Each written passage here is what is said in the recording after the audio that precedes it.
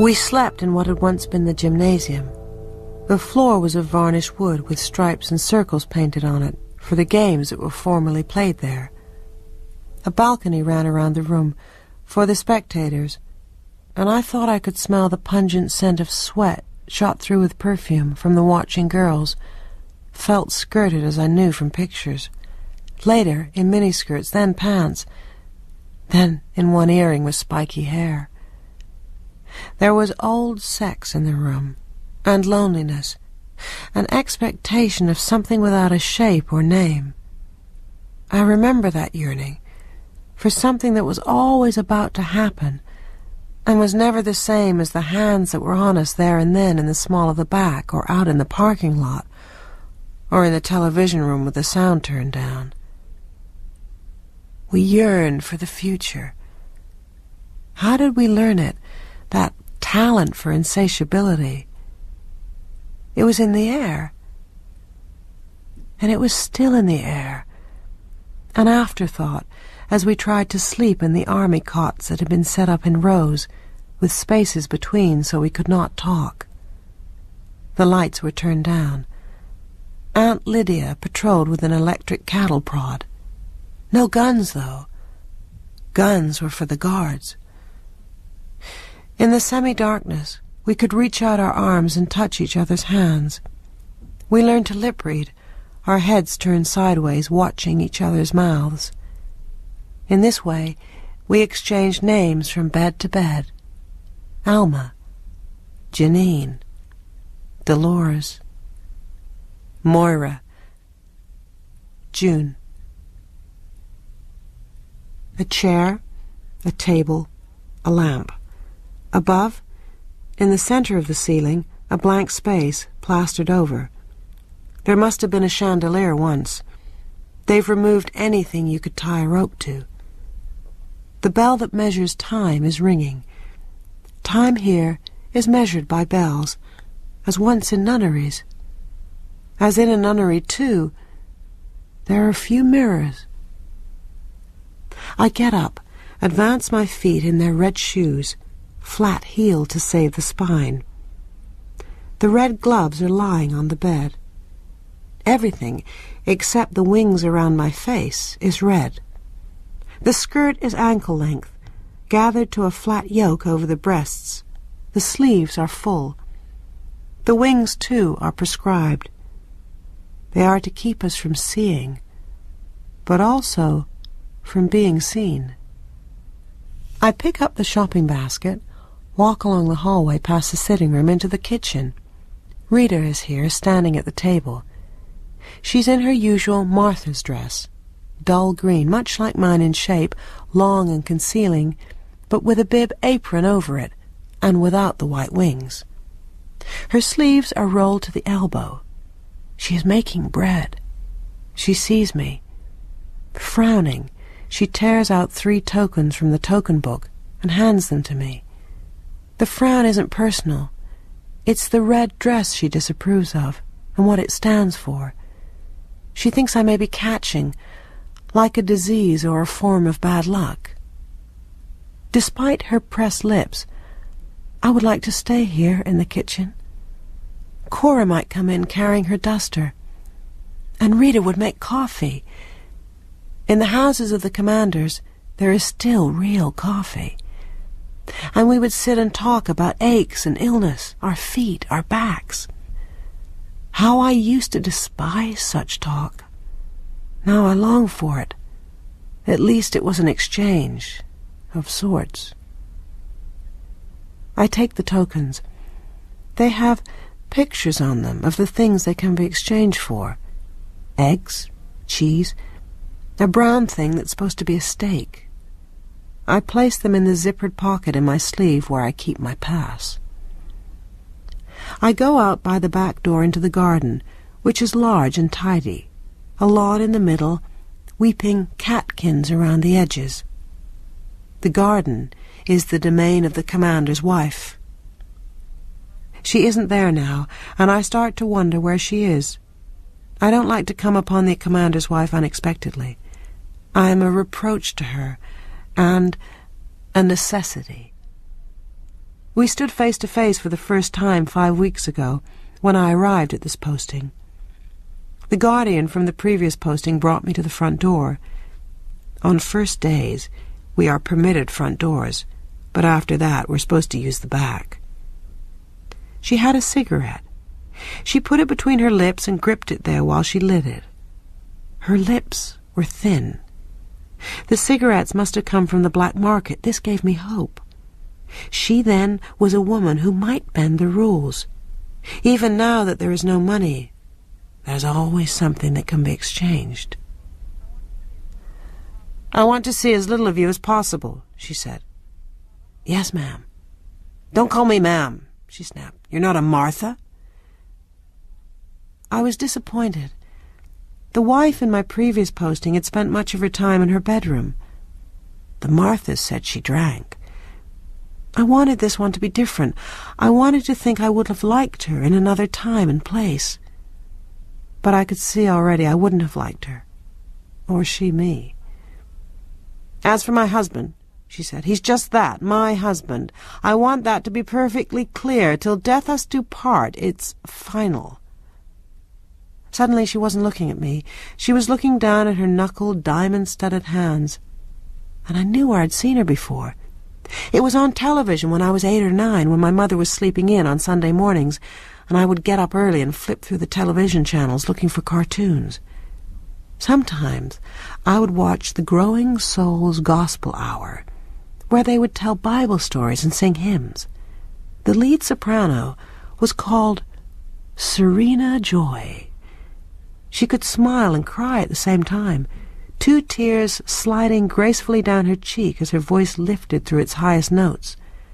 The woman sitting in front of me was Serena Joy, or had been once. I walk along the gravel path that divides the lawn. In the driveway, one of the guardians is washing the car. His cap is tilted at a jaunty angle, and his sleeves are rolled to the elbow, showing his forearms, tan but with a stipple of dark hairs. He has a cigarette stuck in the corner of his mouth, which shows that he too has something he can trade on the black market. I know this man's name is Nick. I've heard Rita talking about him. He lives over the garage. Low status. He hasn't been issued a woman. He doesn't rate, some defect, lack of connections. But he acts as if he doesn't care. He's too casual, not servile enough. He looks at me. Then he winks. I drop my head and keep walking. What if I were to report him? Perhaps it was a test to see what I would do. Perhaps he is an eye. I walk to the corner and wait. A shape, red with white wings around the face, a shape like mine, a nondescript woman carrying a basket, comes along the sidewalk towards me. "Blessed be the fruit," she says, the accepted greeting among us. "May the Lord open," I answer, the accepted response. We turn and walk together towards the center of town. We aren't allowed to go there except in twos. This is supposed to be for our protection. The truth is that she is my spy, as I am hers. This woman has been my partner for 2 weeks. Her name is Offglen. I don't know what happened to the one before. One day, she simply wasn't there, and this one was in her place. "The war is going well, I hear," she says. "Praise be," I reply. "They've defeated more of the rebels, Baptists. They've smoked them out of a stronghold in the Blue Hills." "Praise be." I don't ask her how she knows. I'm ravenous for news, any news, even if it's false news. It must mean something. We reach the first barrier. The guardians salute us. They are obliged to show respect because of the nature of our service. And we walk on, into the heart of Gilead, where the war cannot intrude. Doctors lived here once, lawyers, university professors.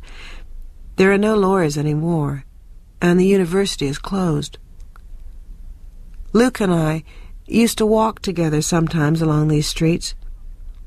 We used to talk about buying a house like one of these, a big old house, fixing it up.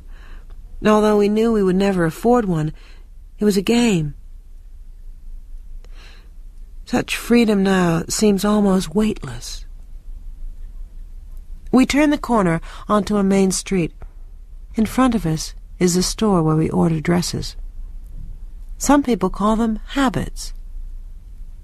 Habits are hard to break. We cross the street to a store with another wooden sign, 3 eggs, a bee, a cow. Milk and honey. Nobody talks much, though there is a rustling as the women's heads move furtively from side to side. Here, shopping is where you might see someone you've known in the time before, or at the Red Center. If I could see Moira, just see her, know she still exists. It's hard to imagine now, having a friend. As we wait our turn in the line, 2 more women come in, both in the red dresses and the white wings of the handmaids. One of them is vastly pregnant. Her belly under her loose garment swells triumphantly. There is a shifting in the room, a murmur, an escape of breath. Our fingers itch to touch her. She's a magic presence, showing us what can be done. We too can be saved. As I pass, she looks full at me, and I know who she is. She was at the Red Center with me, one of Aunt Lydia's pets. I never liked her. Her name in the time before was Janine. Around the corners of her mouth, there is a trace of a smirk as she glances down to where my own belly lies flat under my robe. Offglen and I reach the counter. We hand over our tokens. One guardian enters their numbers into the compubite, while the other gives us the milk, the eggs. We put them in our baskets and move outside onto the street. A group of people comes towards us. They're tourists from Japan. A trade delegation, perhaps, on a tour of the historic landmarks. Each one has his or her camera, his or her smile. I can't help staring. The skirts on the women reach just below the knee, and the legs come out from beneath them, nearly naked in their thin stockings, blatant, the high-heeled shoes with their straps like delicate instruments of torture. I stop walking. Offglen stops beside me. She, too, cannot take her eyes off these women. We are fascinated, but also repelled. They seem undressed. It has taken so little time to change our minds about things like this. The tourists come towards us, twittering. Their interpreter steps forward. "Excuse me," he says, "they're asking if they can take your picture." I look down at the sidewalk, shake my head for no. The interpreter turns back to the group. He'll be telling them that the women here have different customs, that to stare at them through the lens of a camera is for them a violation. "Excuse me," the interpreter says again. They ask, "Are you happy?" I can feel their bright black eyes on us. We are secret, forbidden. We excite them. Offglen says nothing. There is a silence. But sometimes it's as dangerous not to speak. "Yes, we are happy," I murmur. What else can I say?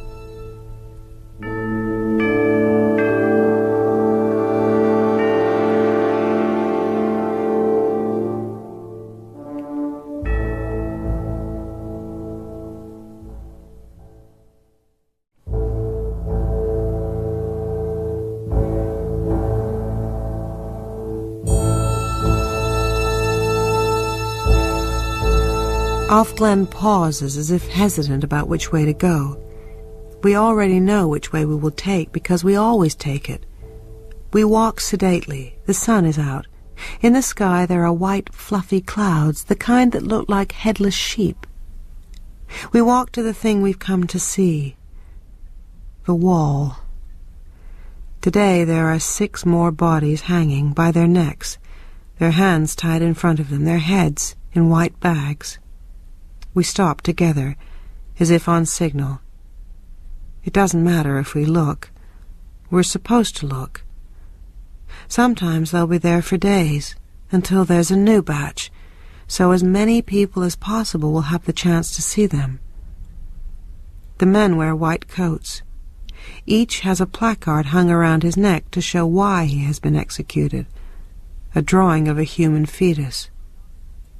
They were doctors then, in the time before, when such things were legal. Angel makers, they used to call them. Or was that something else? These men are like war criminals. It's no excuse that what they did was legal at the time. Their crimes are retroactive. They have committed atrocities and must be made into examples for the rest. Though this is hardly needed. No woman in her right mind these days would seek to prevent a birth, should she be so lucky as to conceive. What we are supposed to feel towards these bodies is hatred and scorn. What I feel towards them is relief, because none of these men is Luke. Luke wasn't a doctor. Isn't. I feel a tremor in Offglen beside me. Is she crying? I can't afford to know. Ordinary, said Aunt Lydia, is what you are used to. This may not seem ordinary to you now, but after a time it will. It will become ordinary. The night is mine. My own time, my time out. Where should I go? Somewhere good. Moira's sitting on the edge of my bed in her purple overalls, one dangly earring, a cigarette between her stubby yellow-stained fingers. Let's go for a beer. You're getting ashes in my bed, I said. I had a paper due the next day. What was it? Psychology, English, economics? We studied things like that then. What's your paper on? Moira asked. I just did one on date rape. Date rape, I said. You're so trendy. It sounds like some kind of dessert. Date rape. Ha, Moira said. Get your coat. I'm borrowing $5 off you, okay? In a park somewhere, with my mother. Gray sky, 2 ducks in the pond. She said we were going to feed the ducks. But there were some women burning books. That's what she was really there for, to see her friends. She lied to me. I turned away, sulking, but the fire drew me back. They must have poured gasoline because the flame shot high, and then they began dumping books and magazines from boxes. Some of them were chanting. Their faces were ecstatic. But then what happened? The good weather holds. It's almost like June. There are 3 new bodies on the wall. We should go back, I say to Offglen. I'm always the one to say this. Sometimes I feel that if I didn't say it, she would stay here forever. Without a word, she swivels, as if she's voice-activated, as if she's on little oiled wheels, as if she's on top of a music box. It's a beautiful May day, she says. I feel her waiting for a reply. Yes, I say. Praise be. May Day used to be a distress signal a long time ago in one of those wars we studied in high school. It was Luke who told me about May Day. Mayday, Mayday for pilots whose planes had been hit. Do you know where it comes from? Said Luke. It's French. From Mayday. Help me. We go past the shops to the barrier again. We are passed through. At the corner, Offglen turns to me. Under his eye, she says. The right farewell. In the driveway, Nick is polishing the car again. He looks up and begins to whistle. Then he says, Nice walk? I nod, but do not answer. He isn't supposed to speak to me. In the garden, the commander's wife is sitting in a chair. Serena Joy. What a stupid name. Her real name was Pam. I read that in a profile on her in a news magazine. She wasn't singing gospel anymore by then. She was making speeches about the sanctity of the home, about how women should stay at home. Serena Joy didn't do this herself. She made speeches instead. But she presented this failure of hers as a sacrifice she was making for the good of all. Luke and I would watch her sometimes on the late-night news. Bathrobes, nightcaps.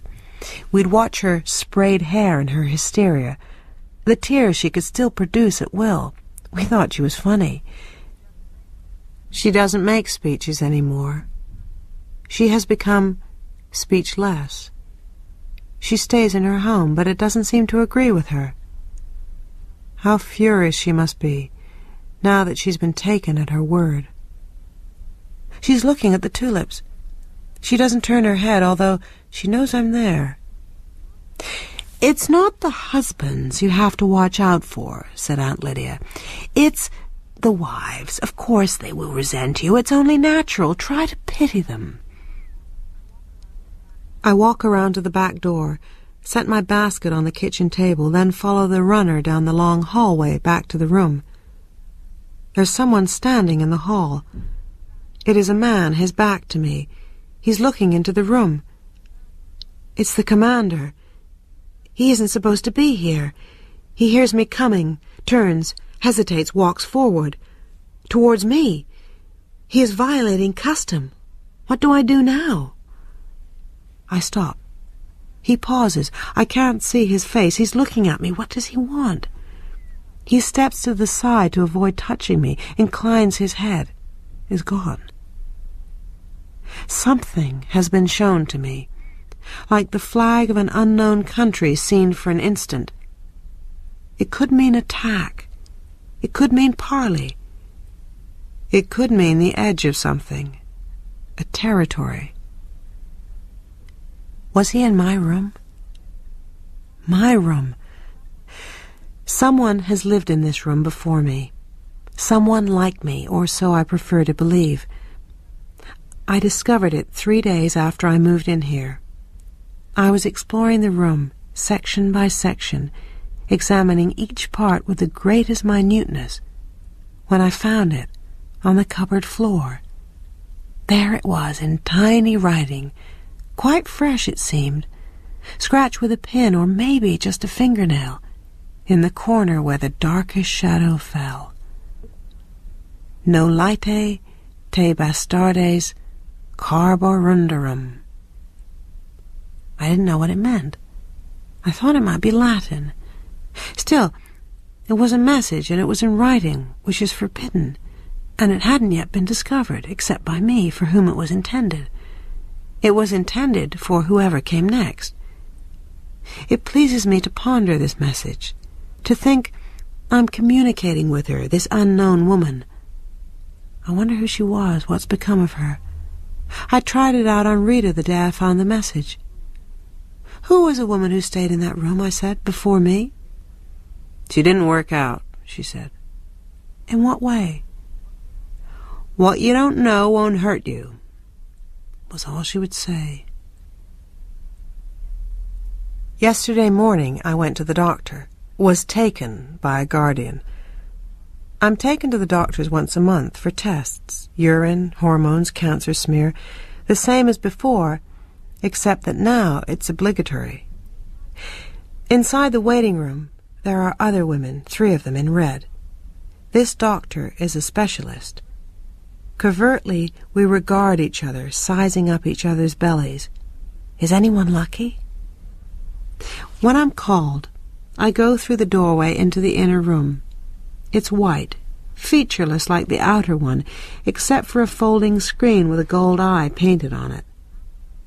After I fill the small bottle left ready for me, I take off my clothes and leave them folded on the chair. When I'm naked, I lie down on the examining table, on the sheet of chilly, crackling disposable paper. I pull the second sheet up over my body. At neck level, There's another sheet suspended from the ceiling. It intersects me so that the doctor will never see my face. When I'm arranged, I fumble for the bell. After a minute, the door opens, footsteps come in, there is breathing. He isn't supposed to speak to me except when it's absolutely necessary. But this doctor is talkative. "How are we getting along?" he says. The sheet is lifted from my skin. A cold finger, rubber-clad and jellied, slides into me. I am poked and prodded. The finger retreats, enters otherwise, withdraws. "Any pain, honey?" He calls me honey. "No," I say. My breasts are fingered in their turn, a search for ripeness, rot. Then the voice, very soft, close to my head. "I could help you," he says, whispers. "What?" I say. "Shh," he says. "I could help you.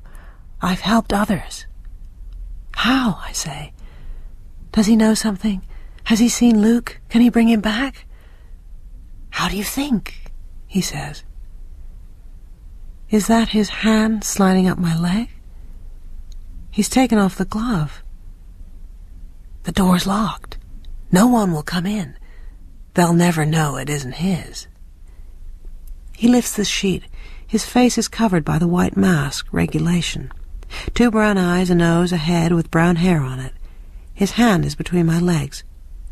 "Most of those old guys can't make it anymore," he says, "or they're sterile." I gasp. He said a forbidden word. Sterile.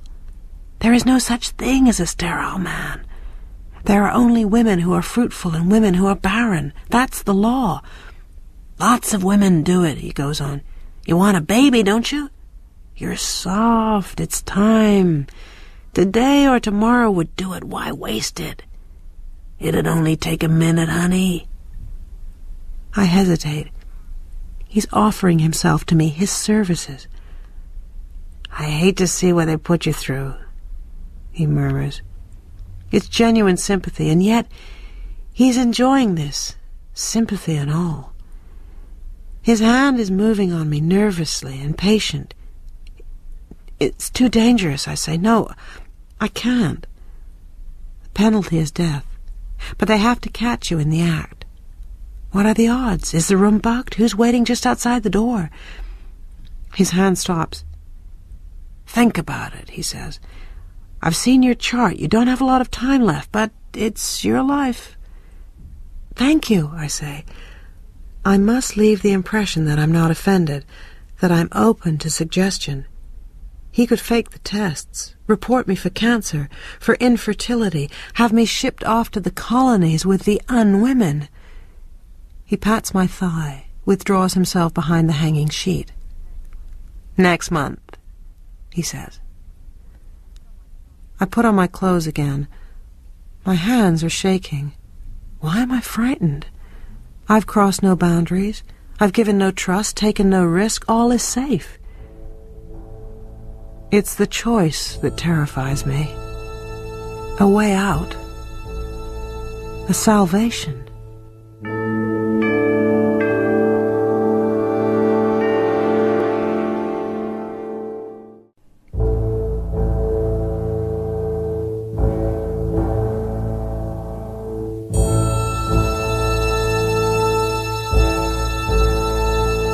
There's time to spare. This is one of the things I wasn't prepared for, the amount of unfilled time. If only I could embroider, weave, knit, something to do with my hands. I want a cigarette. I remember walking in art galleries through the 19th century, the obsession they had then with harems. Fat women lolling on divans, a eunuch in the background standing guard, studies of sedentary flesh. These pictures were supposed to be erotic, but I see now what they were really about. They were paintings about waiting, about objects not in use. They were paintings about boredom. But maybe boredom is erotic when women do it for men. I wait, washed, brushed, fed like a prize pig. I read once in an introduction to psychology that cage rats give themselves electric shocks for something to do. I lie down on the braided rug. "You can always practice," said Aunt Lydia. "Several sessions a day, fitted into your daily routine. Arms at the sides, knees bent, lift the pelvis, roll the backbone down. Breathe in to a count of 5. Hold, expel."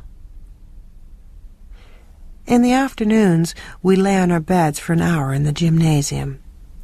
They said it was a period of rest and meditation. I thought then that they did it because they wanted some time off themselves.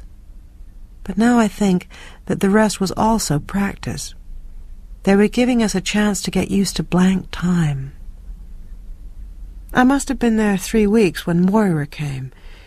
She was brought into the gymnasium by 2 of the aunts in the usual way while we were having our nap. She still had her clothes on, jeans and a sweatshirt, and her hair was short. She saw me, but she turned away. She already knew what was safe. There was a bruise on her left cheek, turning purple. I couldn't talk to her for several days. We looked only. Small glances, like sips. Friendships were suspicious. But on the 4th day, she was beside me during the walk, 2 by 2 around the football field. The aunts walked to the head of the line and at the end, so the only danger was from the others. Some were believers and might report us. "This is a loony bin," Moira said. "Where can we talk?" "Washroom," I said. "End stall 2:30. That was all. 2:30 comes during testifying. It's Janine telling about how she was gang-raped at 14 and had an abortion. She told the same story last week. She seemed almost proud of it while she was telling. It may not even be true. At testifying, it's safer to make things up than to say you have nothing to reveal. But since it's Janine, it's probably more or less true. "But whose fault was it?" Aunt Lydia says. "Her fault, her fault, her fault," we chant in unison. "Who led them on?" "She did, she did, she did." Last week, Janine burst into tears. Aunt Lydia made her kneel at the front of the classroom, hands behind her head. She looked disgusting, weak, pink, blotchy, like a newborn mouse. For a moment, even though I knew what was being done to her, I despised her. That was last week. This week, Janine doesn't wait for us to jeer at her. "It was my fault," she says. "It was my own fault. I led them on. I deserved the pain." "Very good, Janine," says Aunt Lydia. "You are an example." I have to wait until this is over before I put up my hand. If you ask at the wrong moment, they say no. I raise my hand. Aunt Lydia nods. I walk into the hall. Aunt Elizabeth is standing guard. She nods, signaling that I can go in. I look carefully down under the stall wall. There are 2 red shoes. But how can I be sure who it is? I put my mouth to the wall. "Moira," I whisper. "Is that you?" she says. Relief goes through me. "God, do I need a cigarette," says Moira. "Me too," I say. I feel ridiculously happy. I sink down into my body as into a swamp, where only I know the footing. Treacherous ground, my own territory. Each twinge, each murmur of pain, swellings and diminishings of tissue, these are the signs. Each month I watch for blood, fearfully, for when it comes it means failure. I'm running with her, holding her hand, dragging her through the bracken. She's only half awake because of the pill I gave her so she wouldn't give us away. The ground is uneven, rocks, dead branches. She can't run fast enough. Now she's crying, she's frightened. I want to carry her, but she's too heavy. "Quiet," I say to her angrily. Then the shots come behind us, not loud, not like firecrackers, but sharp and crisp like a dry branch snapping. Nothing ever sounds the way you think it will. I pull her to the ground and roll on top of her to cover her, shield her. "Quiet," I say again. My face is wet, sweat or tears. I curl myself around her, keeping my hand over her mouth. There's breath and the knocking of my heart like pounding at the door of a house where you thought you would be safe. "It's all right. I'm here," I whisper. "Please be quiet." But how can she? She's too young. It's too late. We come apart. My arms are held, and the edges go dark, and nothing is left but a little window, like the wrong end of a telescope. I can see her, going away from me through the trees, holding out her arms to me, being carried away. The bell wakes me. I sit up on the rug, wipe my wet face with my sleeve. Of all the dreams, this is the worst. It's a Saturday morning. The little girl sits in the back seat with her stuffed rabbit, mangy with age and love. She thought we were going on a picnic. We didn't want her to know, to tell by mistake if we were stopped. We didn't want to lay upon her the burden of our truth. She had on her sneakers, the laces with hearts on them, red and purple. We have the forged passports paid for with jewelry, a stamp collection. Such things can be exchanged for money in other countries. Luke glances over at me, squeezes my hand. "You're white as a sheet," he says. That is how I feel. White, flat, transparent. How will I be able to hold on to Luke and her when I'm so flat? "Don't think that way," Moira would say. "Think that way and you'll make it happen." "Cheer up," says Luke. He's driving a little too fast now. He's singing. "Oh, what a beautiful morning," he sings. Even his singing worries me. We've been warned not to look too happy. I pray silently. No laite te bastardes carborundorum. I don't know what it means, but it sounds right, and it will have to do because I don't know what else I can say to God. The scratch writing on my cupboard wall floats before me, left by an unknown woman with the face of Moira. "Are you there?" I whisper. "Large as life and twice as ugly," Moira whispers back. "I've got to get out of here. I'm going bats." I feel panic. "I'll fake sick." "Moira, don't." I couldn't stand the thought of her not being here with me. "You in there? Time's up," said the voice of Aunt Lydia from the doorway. I flushed the toilet. I saw her go out to the ambulance on a stretcher carried by 2 angels. I was having dinner that evening at a table near the window. I saw the ambulance return. They hauled Moira out. She was having trouble walking. Afterwards, her feet would not fit into her shoes. They were too swollen. It was the feet they do for a first offense. They use steel cables frayed at the ends. After that, the hands. "Remember," said Aunt Lydia, "for our purposes, your feet and hands are not essential." I am still praying, but what I am seeing is Moira's feet. They looked like drowned feet, swollen and boneless. They looked like lungs. Oh, God, I pray. No laite te bastardes carborundorum. The ceremony begins as usual. I lie on my back, fully clothed except for the healthy white cotton underdrawers.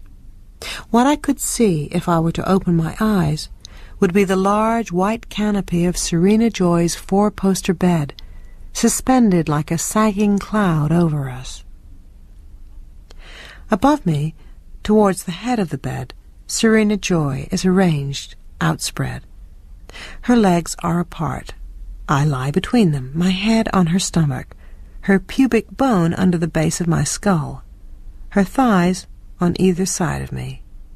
She, too, is fully clothed. My arms are raised. She holds my hands. This is supposed to signify that we are one flesh, one being. What it really means is that she is in control of the process and thus of the produce, if any.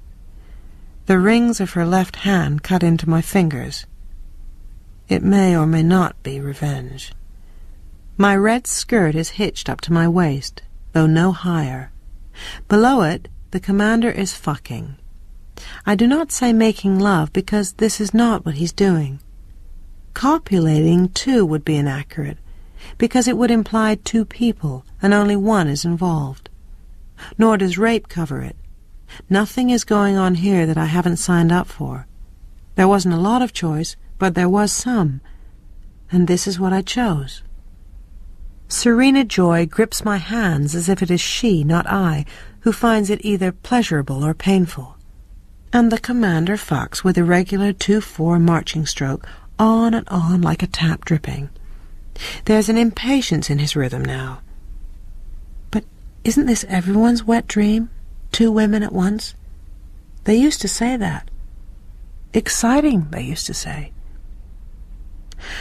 What's going on in this room under Serena Joy's silvery canopy has nothing to do with passion or sexual desire.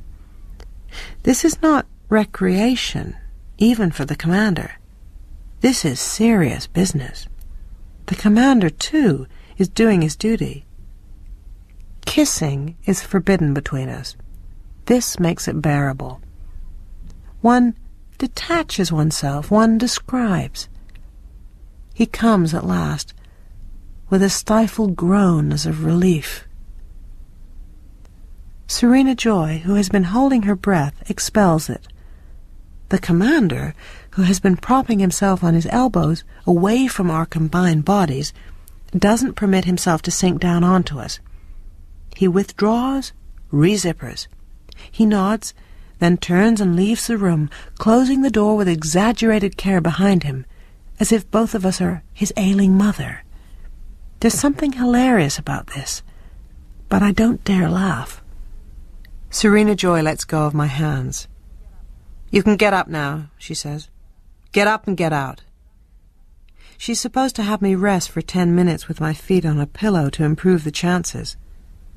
There is loathing in her voice, as if the touch of my flesh sickens her. I untangle myself from her body, stand up. The juice of the commander runs down my legs. Before I turn away, I see her lying on the bed, gazing up at the canopy above her, stiff and straight as an effigy. Which of us is it worse for? Her or me?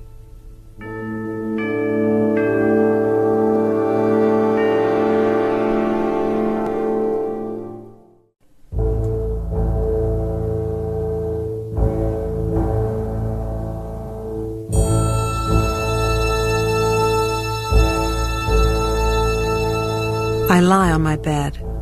I want Luke so badly. I want to be held and told my name. I want to steal something.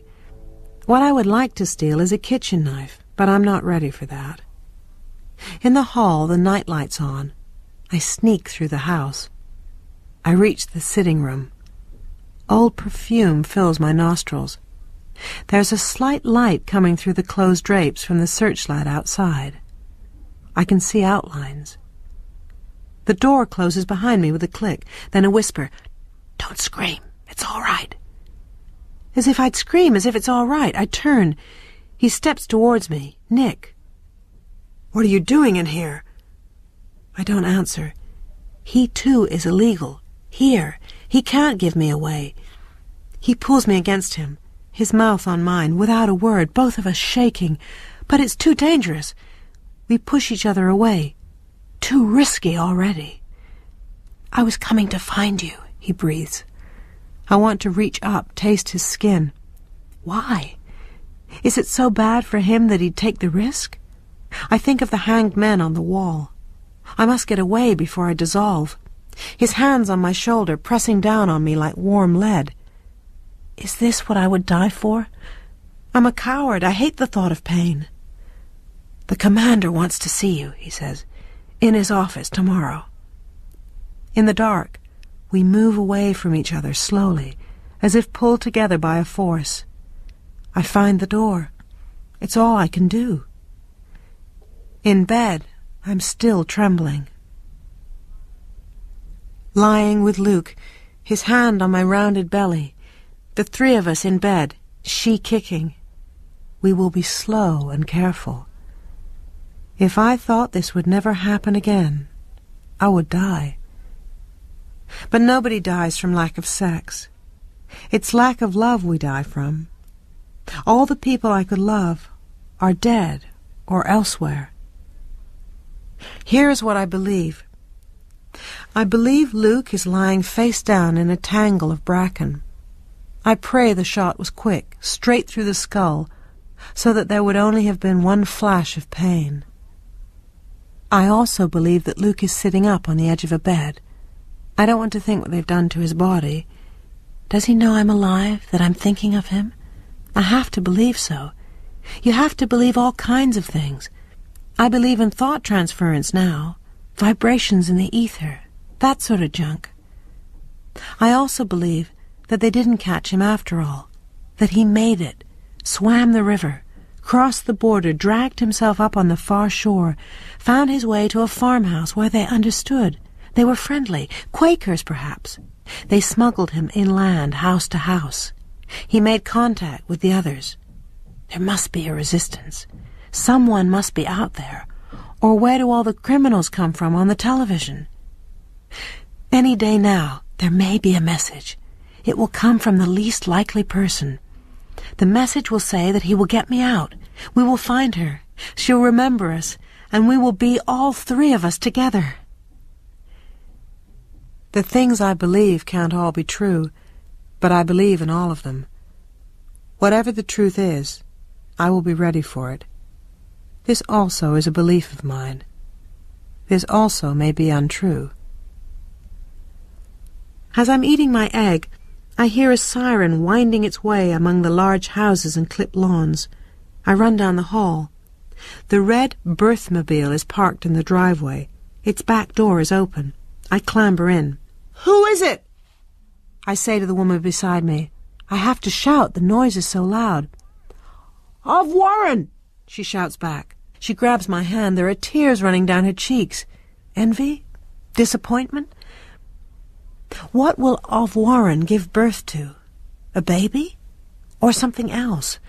An unbaby, with a pinhead or a dog's snout or two bodies, or a hole in its heart, or no arms or webbed feet? There's no telling. They could tell once, but that is now outlawed. What would be the point of knowing? Whatever it is must be carried to term. The chances are 1 in 4. We learned that at the center. The air got too full once of chemicals, rays, radiation, not to mention the exploding atomic power plants, the mutant strains of syphilis. Some had themselves tied shut. How could they? Said Aunt Lydia. Jezebels, scorning God's gifts. It's a risk you're taking, said Aunt Lydia, but you are the shock troops. The greater the risk, the greater the glory. She clasped her hands, radiant with our phony courage. We looked down at our desks. To go through all that and give birth to a shredder, it wasn't a fine thought. Aunt Lydia stands at the front of the room. Beside her is a graph showing the birth rate. For years and years, a slippery slope down past the 0 line of replacement, and down and down. A thing is valued, she says, only if it's rare and hard to get. We want you to be valued, girls. Think of yourself as pearls. I think about pearls. Pearls are congealed oyster spit. This is what I will tell Moira later, if I can. The van stops. The guardian herds us out past the van with the doctors. They're only allowed in if it can't be helped. It used to be different. They used to be in charge. Aunt Lydia shows us an old film. A pregnant woman wired up to a machine, electrodes coming out of her, an intravenous drip in her arm. Some man with a searchlight peering between her legs, where she'd been shaved. A tray full of knives. Once they drugged women, induced labor, cut them open, sewed them up. No more. No anesthetics even. Aunt Lydia said it was better for the baby, but also, "I will greatly multiply thy sorrow and thy conception. In sorrow thou shalt bring forth children." Once a week we had movies, sometimes old porno films, women kneeling, sucking penises or guns tied up or chained, women hanging from trees or upside down, naked, women being raped. Once we had to watch a woman being slowly cut into pieces. "Consider the alternatives," said Aunt Lydia. "You see what things used to be like?" Her voice trembled with indignation. Moira said later that it wasn't real. It was done with models. But it was hard to tell. Sometimes the movie would be what Aunt Lydia called an unwoman documentary. I sit on my mat, hands folded, the lights go out. Then I see my mother. She's wearing overall jeans with a plaid shirt, the sort of thing Moira once wore. She's in a group of other women holding a banner. The camera pans up and we see the writing, "Take back the night." Behind this, there are other signs. "Freedom to choose. Recapture our bodies." "You were a wanted baby," my mother said. She liked to come over while Luke and I were fixing dinner. Her hair was gray. She wouldn't dye it. "Why pretend?" she'd say. "Anyway, I don't want a man around. A man is just a woman's strategy for making other women.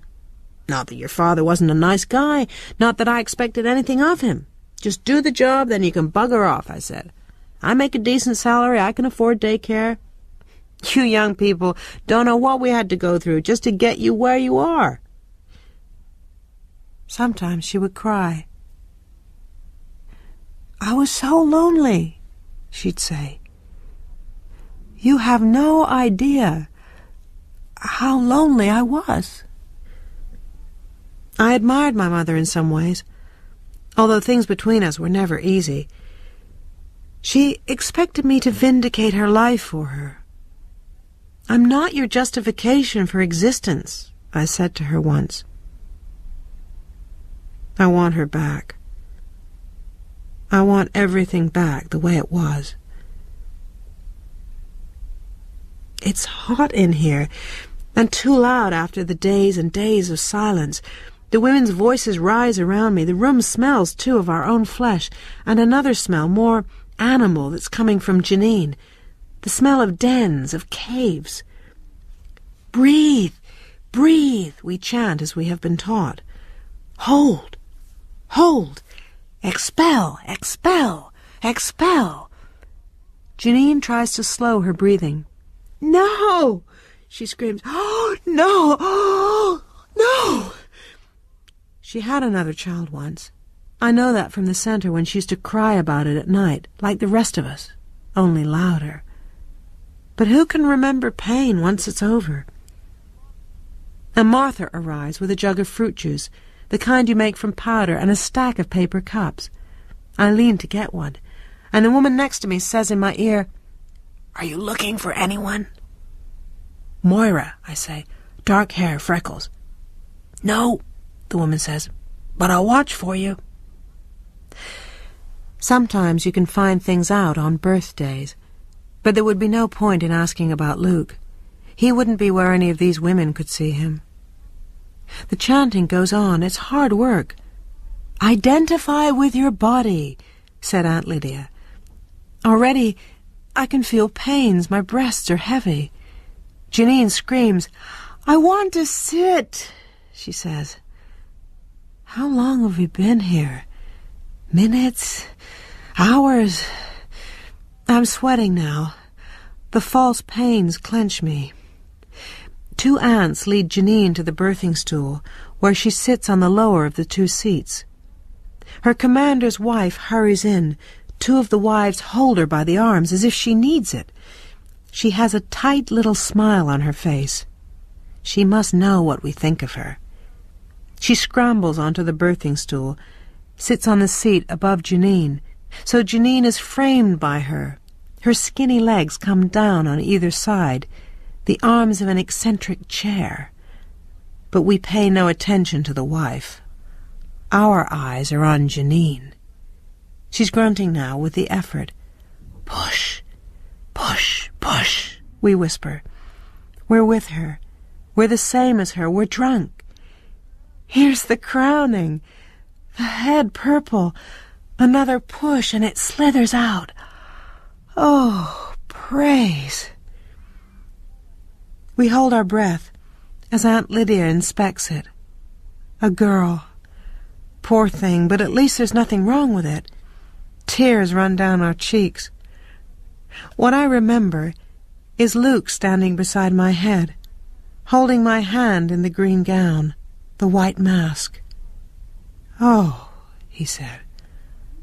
"Oh, Jesus," in wonder. We crowd around Janine, patting her. The two wives help the third wife down from the birthing stool and over to the bed, where the baby is placed ceremoniously in her arms. The visiting wives are crowding in now, pushing us aside. Envy radiates from them, faint wisps of acid mingled with their perfume. The commander's wife looks down at the baby as if it's a bouquet of flowers, something she's won, a tribute. We stand by Janine so she won't have to see this. She's crying burnt-out, miserable tears. Nonetheless, we are jubilant. It's a victory for all of us. She'll be allowed to nurse the baby for a few months. After that, she'll be transferred to see if she can do it again. But she'll never be sent to the colonies. She'll never be declared an unwoman. That is her reward. By now, I'm exhausted. We sit in the birthmobile facing one another as we are transported back. What confronts us now the excitement's over is our own failure. Mother, I think, wherever you may be, you wanted a woman's culture. Well, now there is one.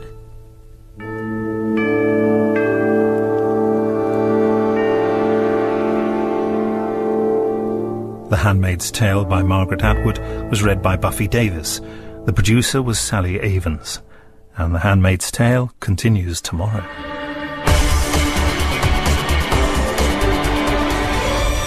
Now then, the TARDIS has brought the Doctor and Sarah to the planet Khan, where they encounter the evil Professor Solon and his dastardly plans. Meanwhile, the Doctor pays a visit to the Sisterhood of Khan and finds himself about to be burnt at the stake.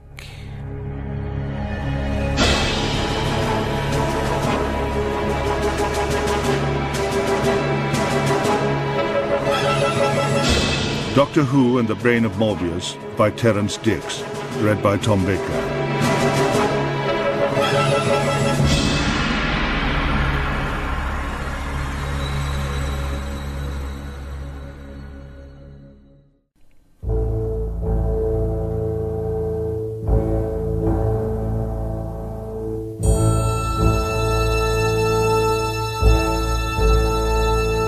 I'm too tired to go on with this story.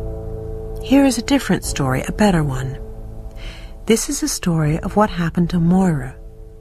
Part of it I can fill in myself. Part of it I heard from Alma, who heard it from Dolores, who heard it from Janine. There can be alliances even in such places. There will always be alliances of one kind or another. Aunt Lydia called Janine into her office. "Blessed be the fruit, Janine," Aunt Lydia would have said without looking up from her desk, where she was writing something. For every rule there is always an exception. The aunts are allowed to read and write. "May the Lord open," Janine would have replied. "I feel I can rely on you, Janine," Aunt Lydia would have said. She thought all Janine's sniveling meant something. She thought Janine had been broken. "Janine," said Aunt Lydia, "something terrible has happened." Then she told her story.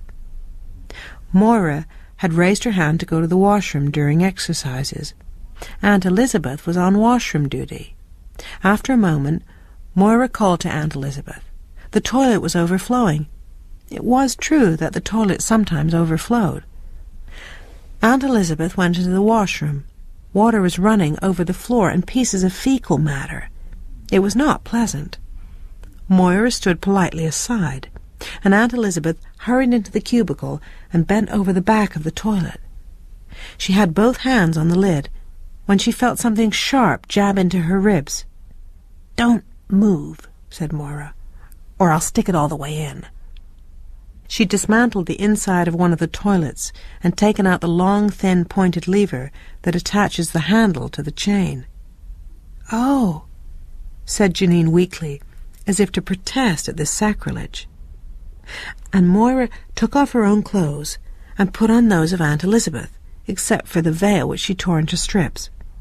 She stuffed some cloth into Aunt Elizabeth's mouth and tied it in place with another strip. She tied a strip around Aunt Elizabeth's neck and tied the other end to her feet. "I could kill you, you know," said Moira. "I could injure you badly so you would never feel good in your body again. I could zap you with this thing or stick it into your eye. Just remember I didn't, if it ever comes to that." Aunt Lydia didn't repeat this part to Janine, but I expect Moira said something like it. In any case, she didn't kill or mutilate Aunt Elizabeth. She drew her shoulders back and compressed her lips and marched straight out the front door with the bearing of a person who knew where she was going. And she disappeared. "Oh," said Janine. "So, Janine," said Aunt Lydia, "I want you to keep your ears open. Maybe one of the others was involved." "Yes, Aunt Lydia," said Janine. She knew she would not have to kneel down any more at the front of the classroom and listen to all of us shouting at her that it was her fault. Now it would be someone else for a while. She was temporarily off the hook. The story passed among us that night in the semi-darkness from bed to bed. Moira was out there somewhere. Moira had power now. She'd set herself loose. She was now a loose woman. I think we found this frightening.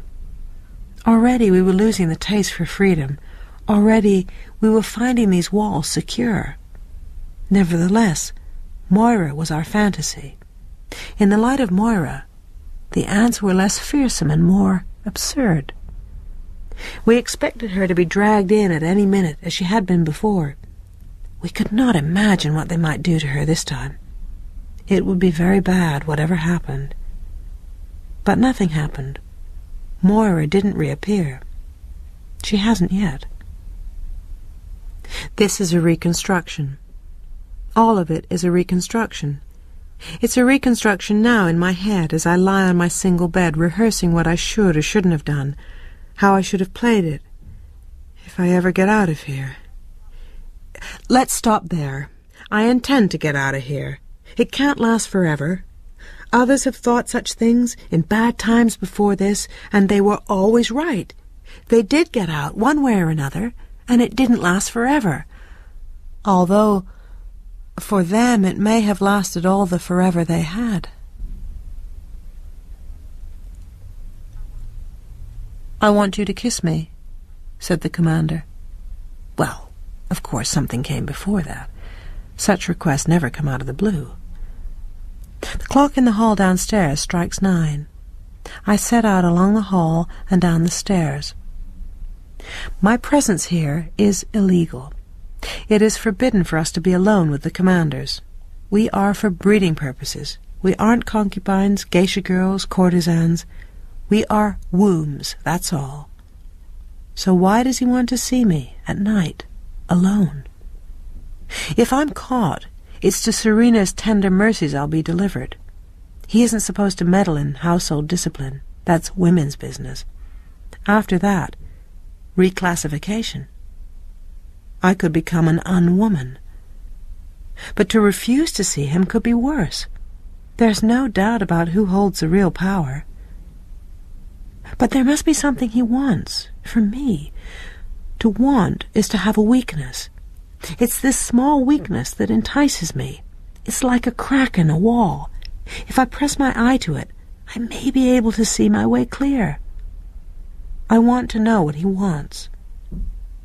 I raise my hand, knock on the door of this forbidden room. I'm told to enter. I open the door, step in. What is on the other side is normal life. I should say it looks like normal life. There is a desk, of course, with a computalk on it, and a leather chair. There's a potted plant, a pen holder, papers. There's an oriental rug on the floor, a sofa, a television, a couple of chairs. But all around the walls are bookcases, filled with books, right out in plain view, no locks, no boxes. No wonder we can't come in here. I try not to stare. The commander is standing in front of the fireplace, one elbow on the overmantel. When I knocked, he probably rushed over to the fireplace and propped himself up. It's all very well for me to think these things, an inner jeering. The fact is, I'm terrified. "Close the door behind you," he says pleasantly enough. I do it and turn back. "Hello," he says. It's the old form of greeting. I haven't heard it for a long time, for years. I think I will cry. He looks at me, puzzled, gives a little frown I choose to interpret as concern, though it may merely be irritation. "Here," he says, "you can sit down." He pulls out a chair for me, then goes around behind the desk and sits down. What this act tells me is that he hasn't brought me here to touch me in any way against my will. I sit up straight on the chair, my hands folded on my lap. "You must find this strange," he says. I look at him. The understatement of the year was a phrase my mother used. "I want," he says. I try not to lean forward. Yes, what does he want? "I would like," he says. "This will sound silly." And he does look embarrassed. Sheepish was the word. The way men used to look once. "I'd like you to play a game of Scrabble with me," he says. I hold myself absolutely rigid. Scrabble. I want to shriek with laughter. This was once a game of old women in retirement villas, to be played when there was nothing good on television. Now, of course, it's something different. Now it's forbidden. Now it's dangerous. Now it's desirable. Now he's compromised himself. "All right," I say, as if indifferent. I can, in fact, hardly speak. He takes a box from his desk. There are the wooden counters, the board divided into squares, the little holders for setting the letters in. "You know how to play?" he says. I nod. We play 2 games. Larynx, I spell. Valence. Quince. Zygote. I finger the letters. The feeling is voluptuous. This is freedom. Limp, I spell. Gorge. What a luxury. I win the first game. I let him win the second. I still haven't discovered what the terms are. Finally, he tells me it's time for me to go home. Those are the words he uses. Go home. He asks me if I will be all right, as if the stairway is a dark street. I say yes. We open his study door a crack and listen for noises. This is like being on a date. This is like sneaking into the dorm after hours. This is conspiracy. "Thank you," he says, "for the game." Then he says, "I want you to kiss me." I think about how I could take the back of the toilet apart. I could get the sharp lever and smuggle it into the commander's study the next time, because after a request like that, there's always a next time. I could approach the commander, take off his jacket, put my arms around him, and slip the lever out and drive the sharp end into him, suddenly between his ribs. I think about the blood coming out of him, hot as soup, sexual over my hands. In fact, I don't think about anything of the kind. I put it in only afterwards. Maybe I should have thought about that at the time, but I didn't. As I said, this is a reconstruction. All right, I say. I place my lips closed against his. He draws away. There's the smile again, sheepish. Such candor. Not like that, he says. As if you meant it. He was so sad. That is a reconstruction. I go back along the dimmed hall and up the muffled stairs to my room. Men are sex machines, said Aunt Lydia. They only want one thing. You must learn to manipulate them for your own good.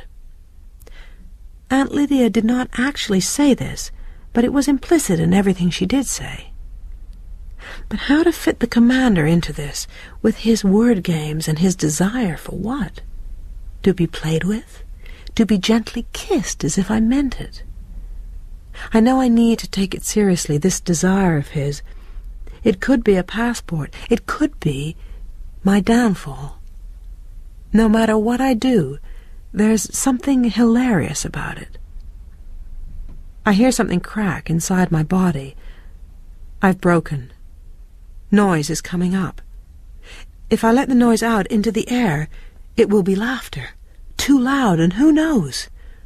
The wandering womb, they used to think. Hysteria. And then a needle, a pill. I cram both hands over my mouth. I crawl into the cupboard. I'll choke on it. I shake. I heave. Oh, to die of laughter. I stifle it in the folds of the hanging cloak. Try to compose myself. Here I am in the closet. Nolite te bastardes carborundarum. I trace the tiny writing with the ends of my fingers, as if it's a code in Braille. It sounds in my head now less like a prayer, more like a command. But to do what? Why did she write it? Why did she bother? There's no way out of here. I lie on the floor, evening out my breathing, as in the exercises for giving birth. All I can hear now is the sound of my own heart, opening and closing, opening and closing, opening.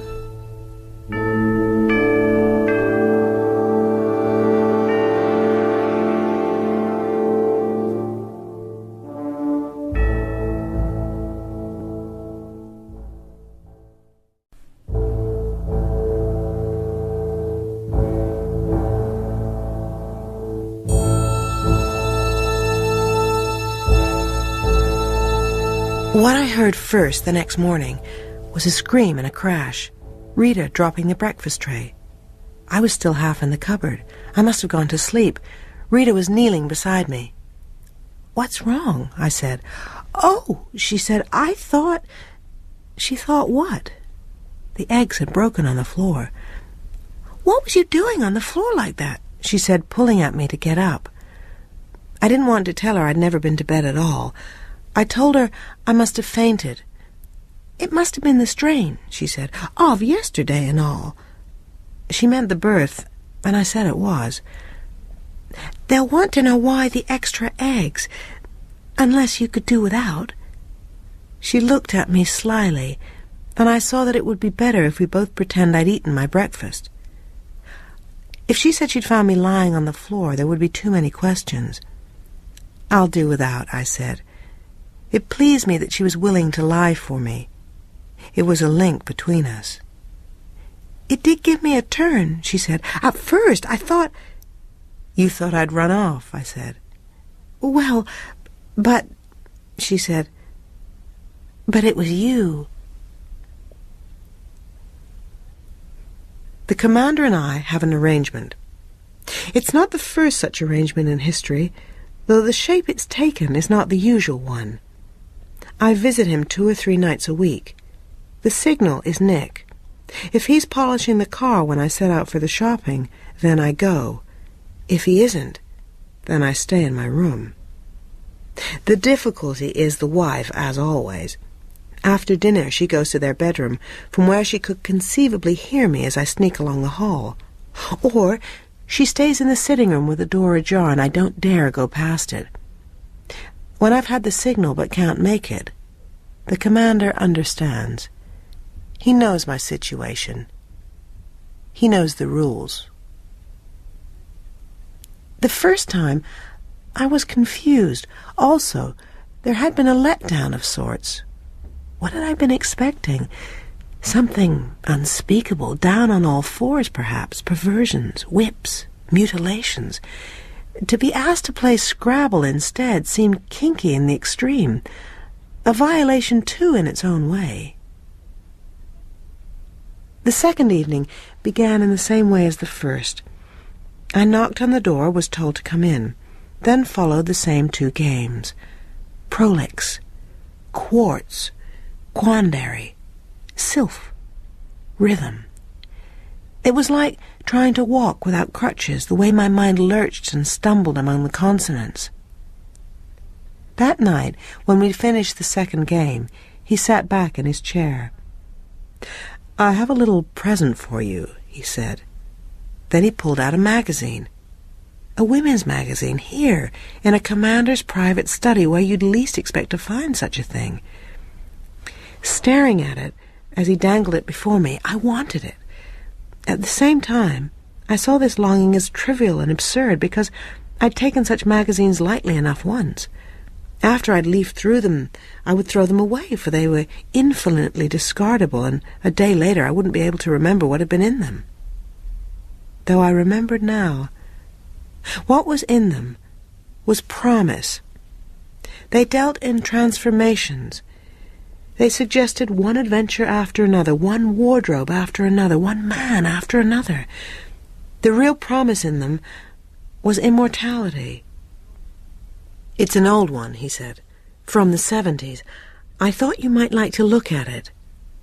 I hung back. He might be testing me.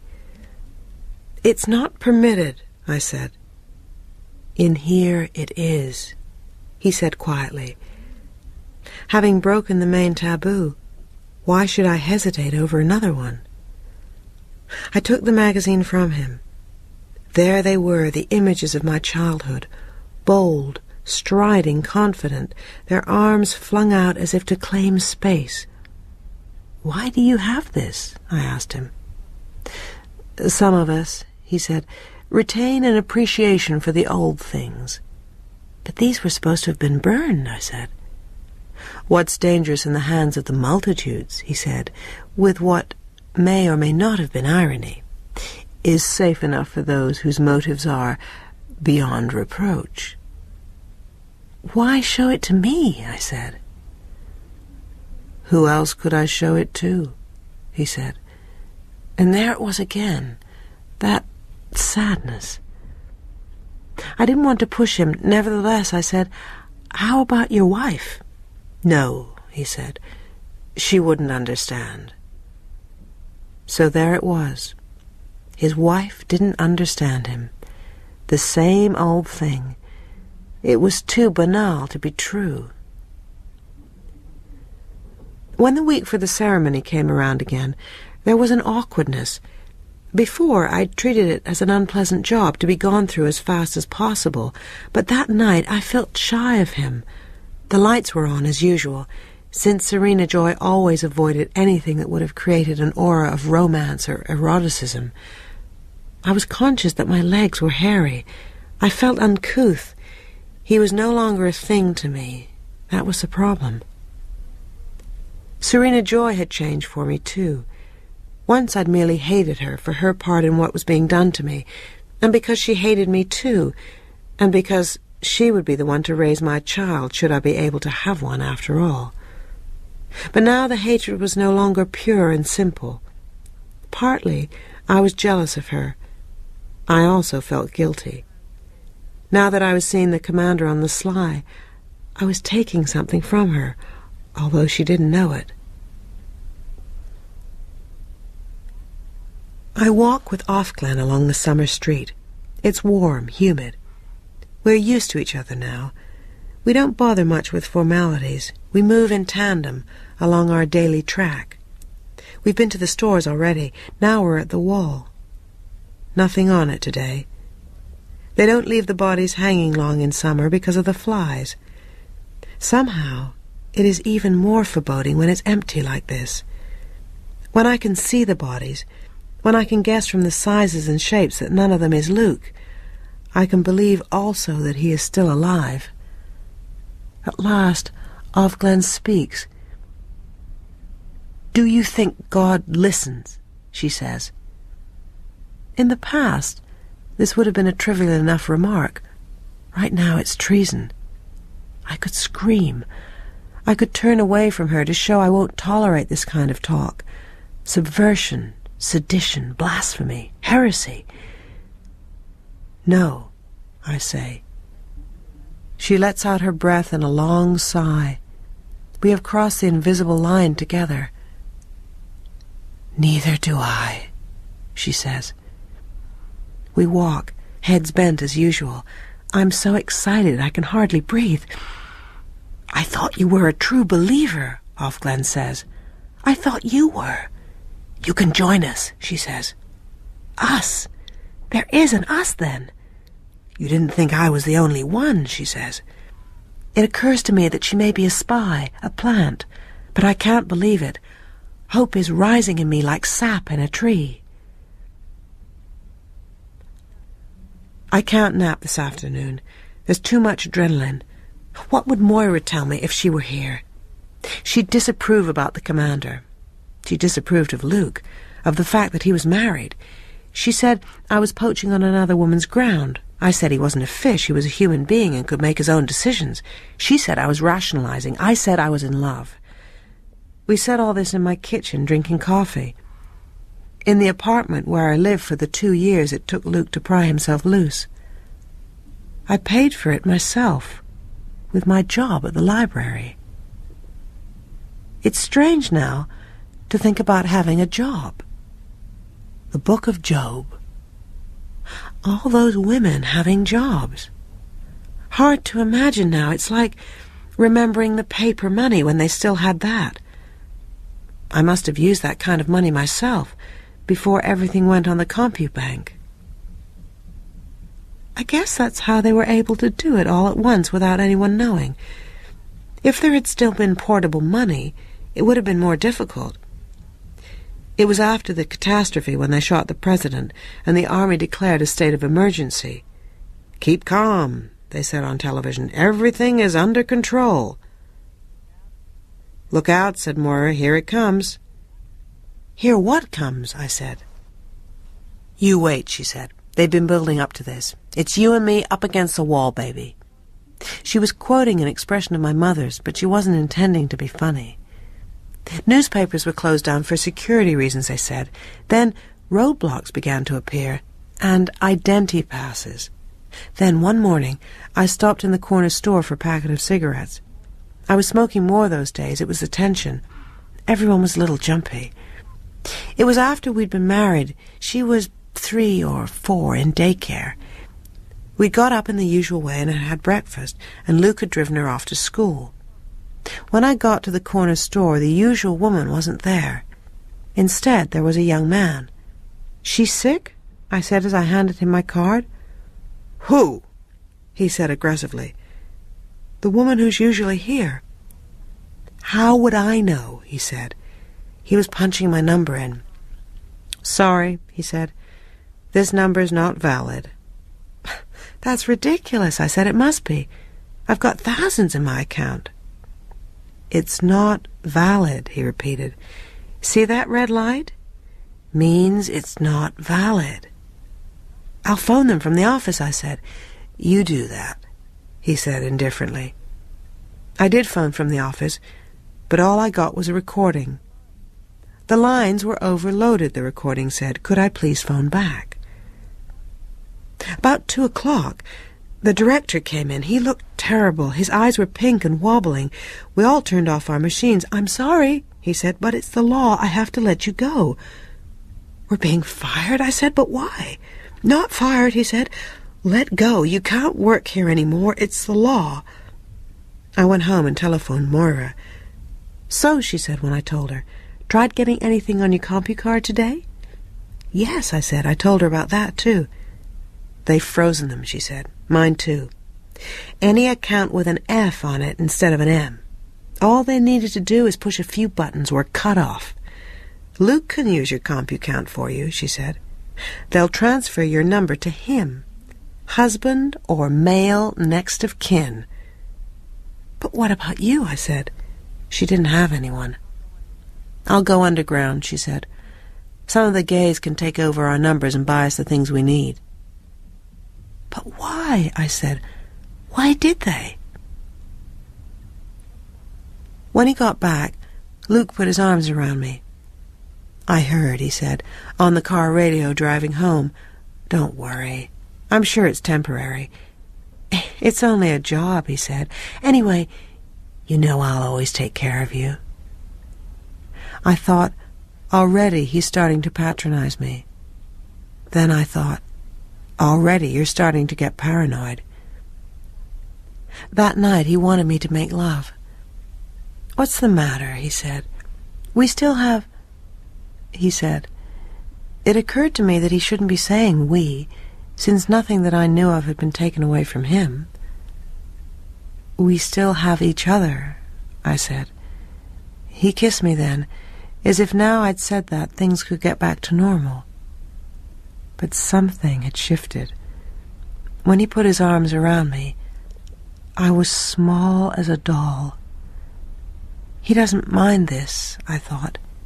He doesn't mind it at all. We are not each other's anymore. Instead, I am his. Unworthy, unjust, but that is what happened. So, Luke, what I want to ask you now is, was I right? Because we never talked about it. By the time I could have done that, I was afraid to. I couldn't afford to lose you.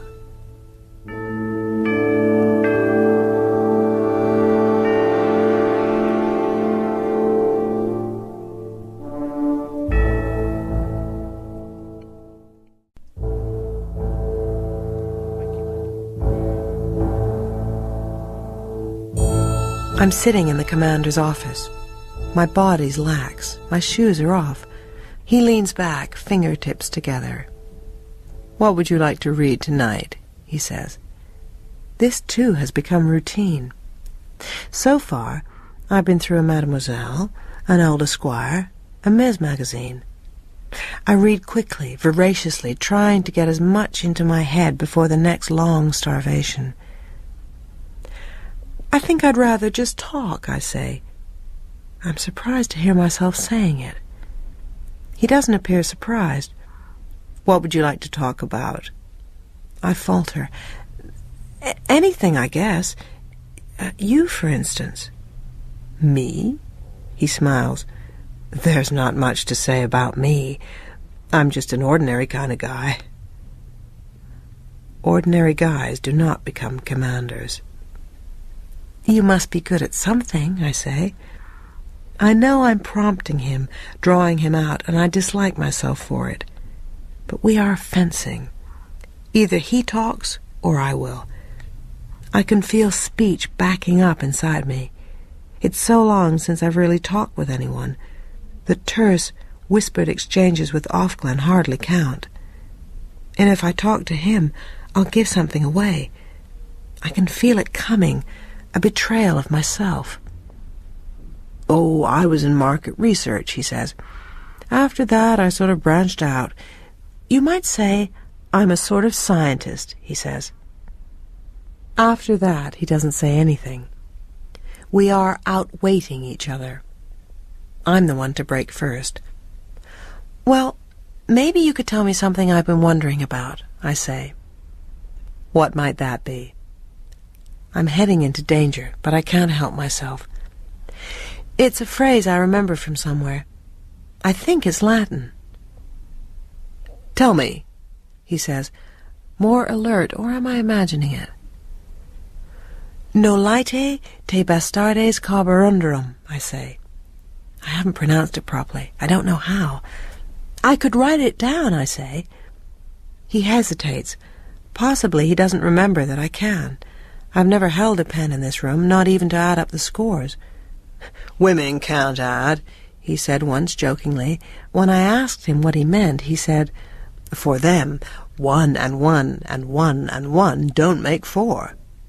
What do they make? I said. Just 1 and 1 and 1 and 1. But now he thrusts his pen at me, almost defiantly, as if taking on a dare.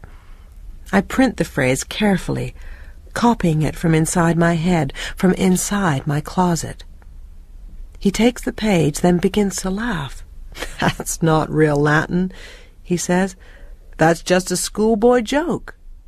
A joke? I say, bewildered. You know how boys are, he says. His laughter is nostalgic. It's hard to explain why it's funny unless you know Latin, he says. But what does it mean? It means, don't let the bastards grind you down. I force a smile. I can see why she wrote that on the wall of the cupboard. But I also see that she must have learned it here, in this room, with him. I have not been the first, then. What happened to her, I say. He hardly misses a beat. Did you know her? Sort of, I say. She hanged herself, he says thoughtfully. That's why we had the light fixture removed in your room. Serena found out, he says. Things have changed. I have something on him now. What I have on him is the possibility of my own death. What I have on him is his guilt. At last. I would like, I say. What would you like? He says lightly, as if it's a minor transaction. I would like to know... It sounds indecisive, stupid even. I say it without thinking. Know what? What's going on? Today, with Ovglen, on our shopping walk, we go as usual to the wall. There's a password, she says in her low, penetrating whisper. What for? So you can tell who is and who isn't. What is it, then? Mayday, she says. I tried it on you once. Mayday, I repeat. I remember. Mayday. Don't use it unless you have to. It isn't good for us to know about too many of the others, in case you get caught. Then she turns to me. We know you're seeing him alone. I ask her how. We just know, she says. What does he want, kinky sex? How can I describe what really goes on between us? It's easier for me to say, in a way, that at least has the dignity of coercion. You'd be surprised, she says, how many of them do. I can't help it, I say. I can't not go. Of course you can't. But find out and tell us. Find out what, I say. Anything. I leave her at the corner. She glides away along the sidewalk, and I go toward the house. There's Nick, hat askew. As soon as he knows I've seen him, he walks off towards the garage door. Serena Joy is sitting under the willow tree. I lower my eyes. Offred, she says. I pause, uncertain. Yes, you, come here. I want you. I stand before her. Sit, she says. It's too damn close in there. You need a little air. I sit. I note the swear word, something new. Well, then, she says. Nothing yet? There are not many subjects between us. No, I say. Too bad, she says. She'd like me to be pregnant, over and done with, no more humiliating tangles. "Your time's running out," she says. "Yes," I say neutrally. "Maybe he can't," she says. Does she mean the commander or God? Either way, it's heresy. "No," I say. "Maybe he can't." I look up at her. It's the first time we've looked into each other's eyes. The moment stretches out between us, bleak and level. "Maybe," she says. "Maybe you should try it another way." "What other way?" "Another man." "You know I can't," I say carefully. "It's against the law. You know the penalty." "Yes," she says. "I know you can't officially, but it's done all the time." "With doctors, you mean?" I remember the sympathetic brown eyes, the gloveless hand. "Some do that," she says, almost affable now. "That's how Offwarren did it. The wife knew, of course." She pauses to let this sink in. "I would help you. I would make sure nothing went wrong." "Who would we use?" "I was thinking of Nick," she says, and her voice is almost soft. "He's loyal. I could fix it with him." So that's who does her little black market errands for her. Is this what he gets in return? "What about the commander?" I say. "Well, we just won't tell him, will we?" This idea hangs between us, almost palpable. Collusion of a sort. Betrayal of a sort. She does want that baby. "It's a risk," I say. "It's my life on the line, but that's where it will be sooner or later, one way or another. We both know this." "All right," I say. "Yes." She leans forward. "Maybe I could get something for you, something you want," she says, because I have been good. I can't think of anything I want that she'd be likely to give me. "A picture," she says. I look at her puzzled. "Of her," she says, "your little girl." She knows where they've put her then. She's known all along. Something chokes in my throat. The bitch not to tell me. Not even to let on. She's made of iron. She can't imagine. But I can't say this. I can't speak. The commander tonight, fingers together, looking at me. Tonight he has a drink, scotch and water. He's taken to drinking in my presence to unwind after the day, he says. I'm to gather he is under pressure. He never offers me one, though, and I don't ask. When I kiss him good night, as if I mean it, his breath smells of alcohol. I breathe it in like smoke.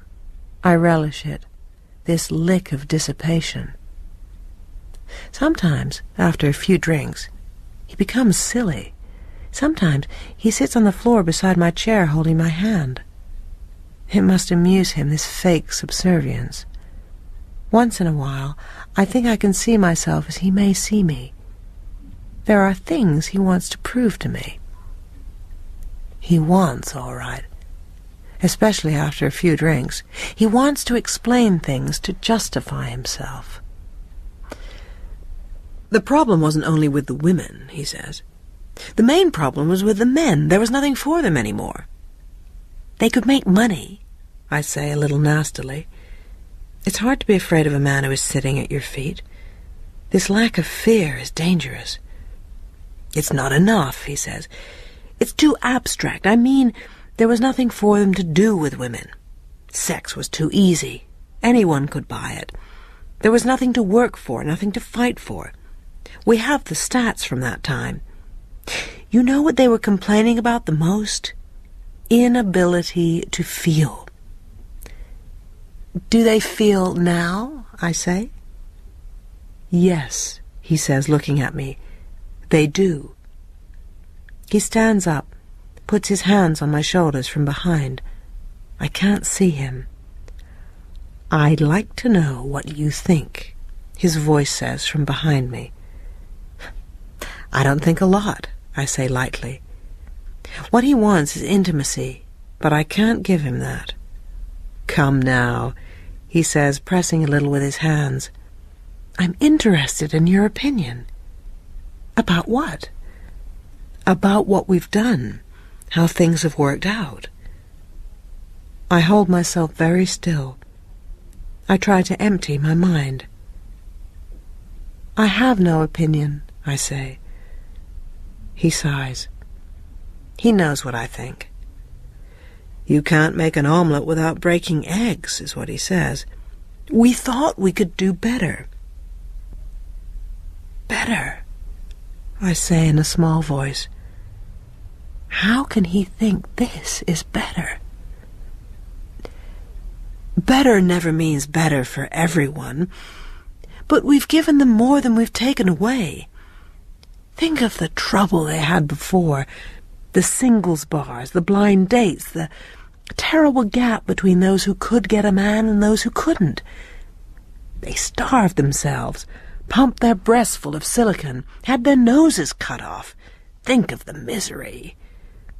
He waves his hand at a stack of magazines. Remember the personal columns? Bright, attractive woman. This way, you all get a man. Nobody's left out.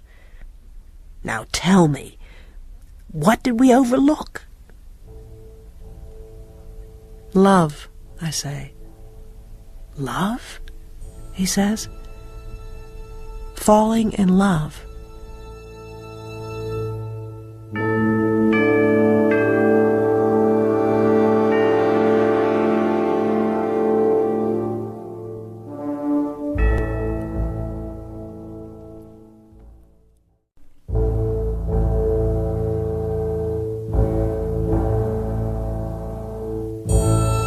I remember, this is what happened the day we tried to cross the border, with our fresh passports that said we were not who we were. The man went inside, after we'd explained about the picnic, and he glanced into the car and seen our daughter asleep. Luke patted my arm and got out of the car as if to stretch his legs, and watched the man through the window of the immigration building. Then Luke got into the car, too fast. He was picking up the phone, he said, and he began to drive very quickly, and after that there was the dirt road, the woods. We jumped out of the car and began to run. Maybe he had a plan, a map of some kind in his head. As for me, I was only running, away, away. I don't want to be telling this story. I don't have to tell it. I could just sit here, peacefully. I could withdraw. It's possible to go so far in they could never get you out. Nolite te bastardes carborundarum. Fat lot of good it did her. Why fight? This will never do. Love? Said the commander. Falling in love, I said. It was the central thing. It was the way you understood yourself. Falling in love, we said. I fell for him. We were falling women. We believed in it, this downward motion so lovely, like flying. That kind of love comes and goes and is hard to remember afterwards, like pain. You would look at a man one day and you would think, I loved you. And the tense would be past, and you would be filled with a sense of wonder because it was such an amazing and precarious and dumb thing to have done. If you don't like it, change it, we said to each other. And so we would change the man for another one. Change, we were sure, was for the better. We were revisionists. What we revised was ourselves. It's strange to remember how we used to think, as if everything were available to us, as if we were free to shape and reshape our lives. You'll have to forgive me. I'm a refugee from the past, and like other refugees, I go over the customs I've been forced to leave behind. Like a white Russian drinking tea in Paris, marooned in the 20th century. I become maudlin. I weep. The knock comes at my door. "I've brought it for you," says Serena Joy, and she's holding it, a Polaroid print. "You can only have it for a minute," she says, her voice conspiratorial. "I have to return it before they know it's missing." Is this her? Is this what she's like? So tall and changed, smiling a little, so soon. Time has not stood still. It has washed me away. I am only a shadow, as dead mothers become. You can see it in her eyes. I am not there.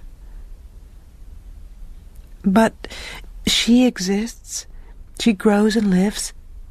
Isn't that a good thing? Still, I can't bear to have been erased like that.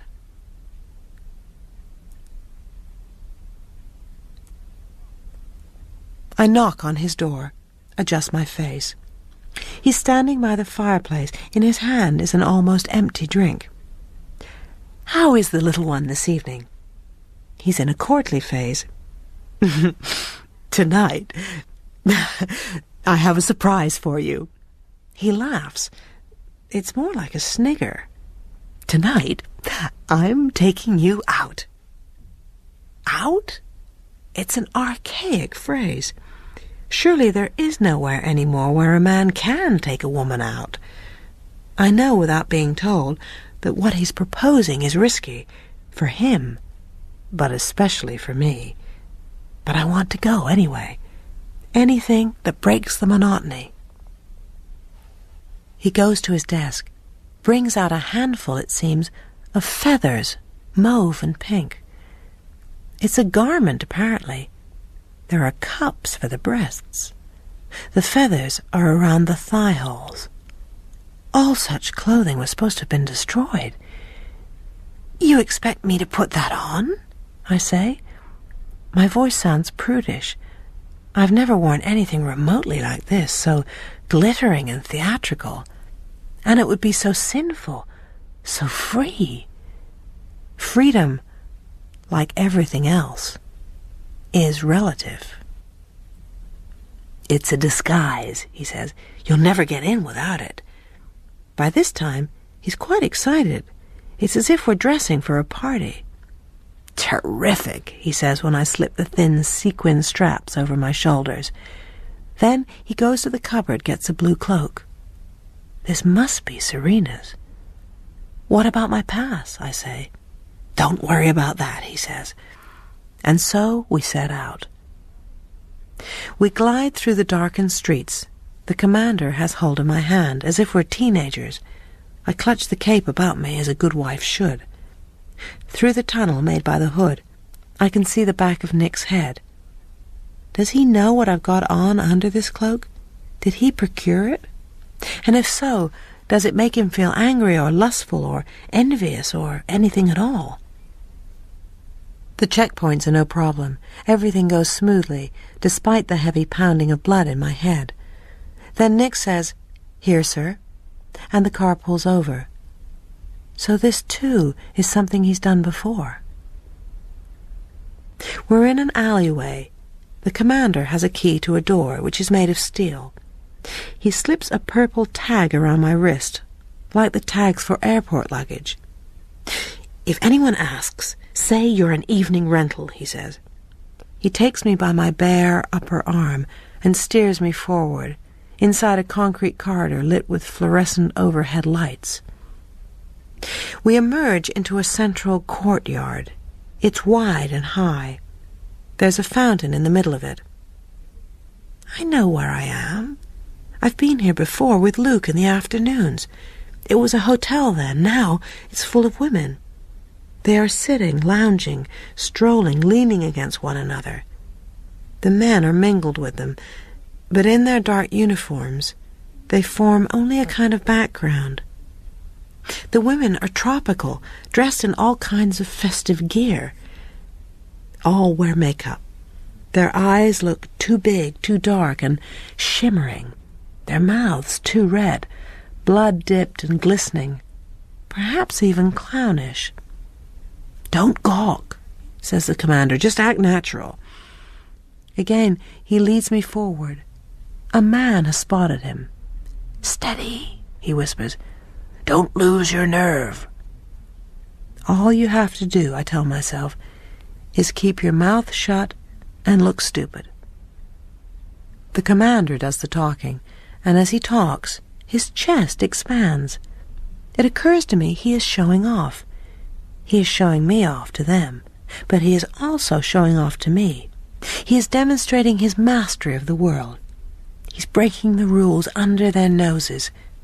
Perhaps he's reached that state of intoxication which power is said to inspire, the state in which you believe you are indispensable and can therefore do anything you like, anything at all.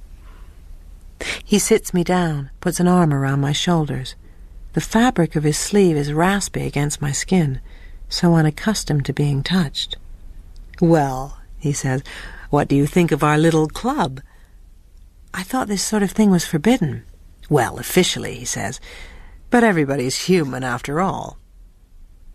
I'm getting fed up with him. What I'd really like to do is talk with the women. "Who are these people?" I ask him. "It's only for officers," he says, "and senior officials. And trade delegations, of course. You can hardly do business without it. We try to provide at least as good as they can get elsewhere." "No," I say, "I mean the women." "Oh," he laughs. "Well, some of them are real pros from the time before. They couldn't be assimilated. Anyway, most of them prefer it here. And the others, well, that one is a sociologist, or was. That one was a lawyer. That one was in business." Then I see her. Moira. She's standing with two other women over near the fountain. She's dressed absurdly in a strapless black outfit. She's smoking a cigarette. She takes a drag, passes it to the woman on her left. I will her to look at me, but her eyes slide over me.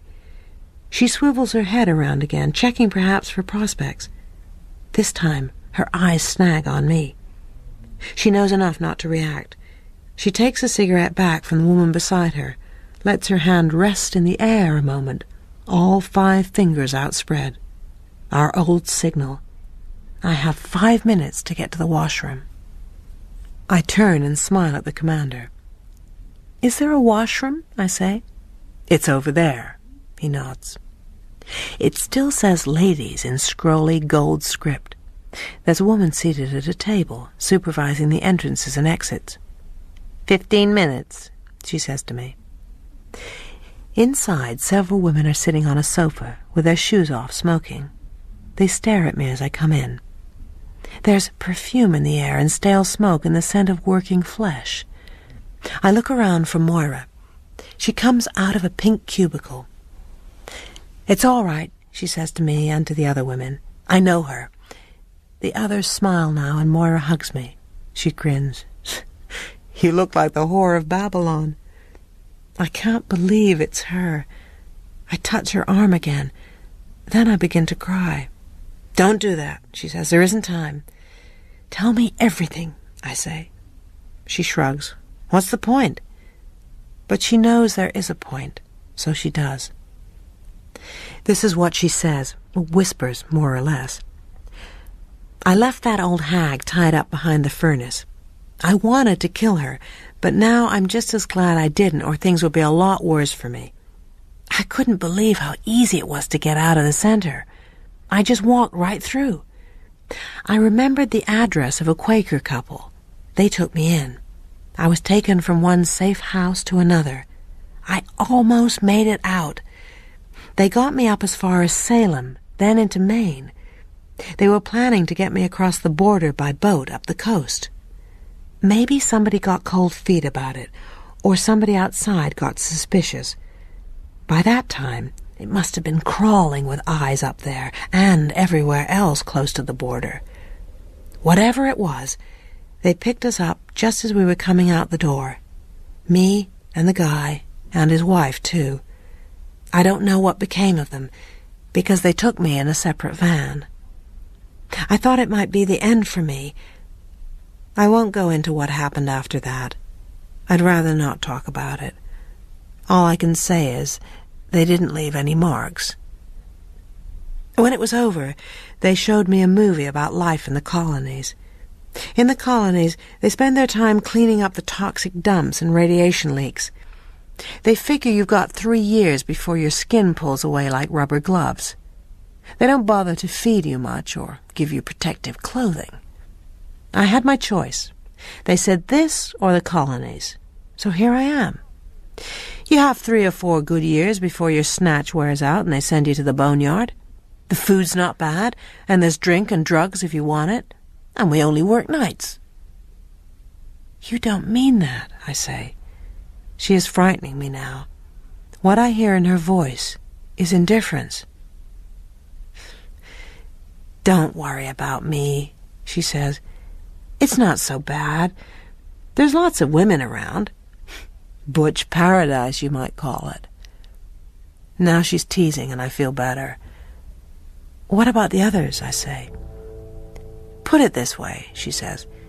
They're not too fond of men. She shrugs again. It might be resignation.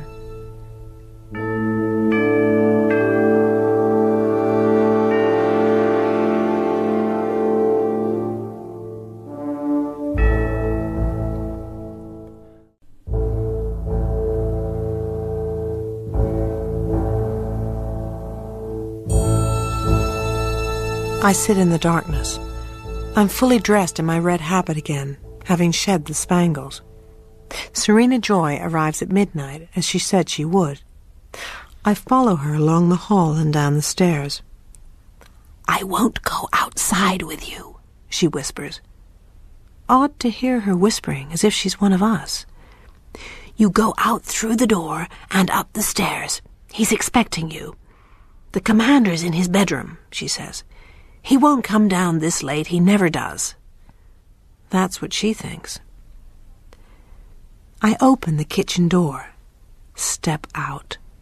It's so long since I've been outside alone at night. I open the garage door. The stairway is dark. I feel my way up. I reach the top, knock on the door. He opens it himself. He's in his shirt sleeves and is holding a cigarette.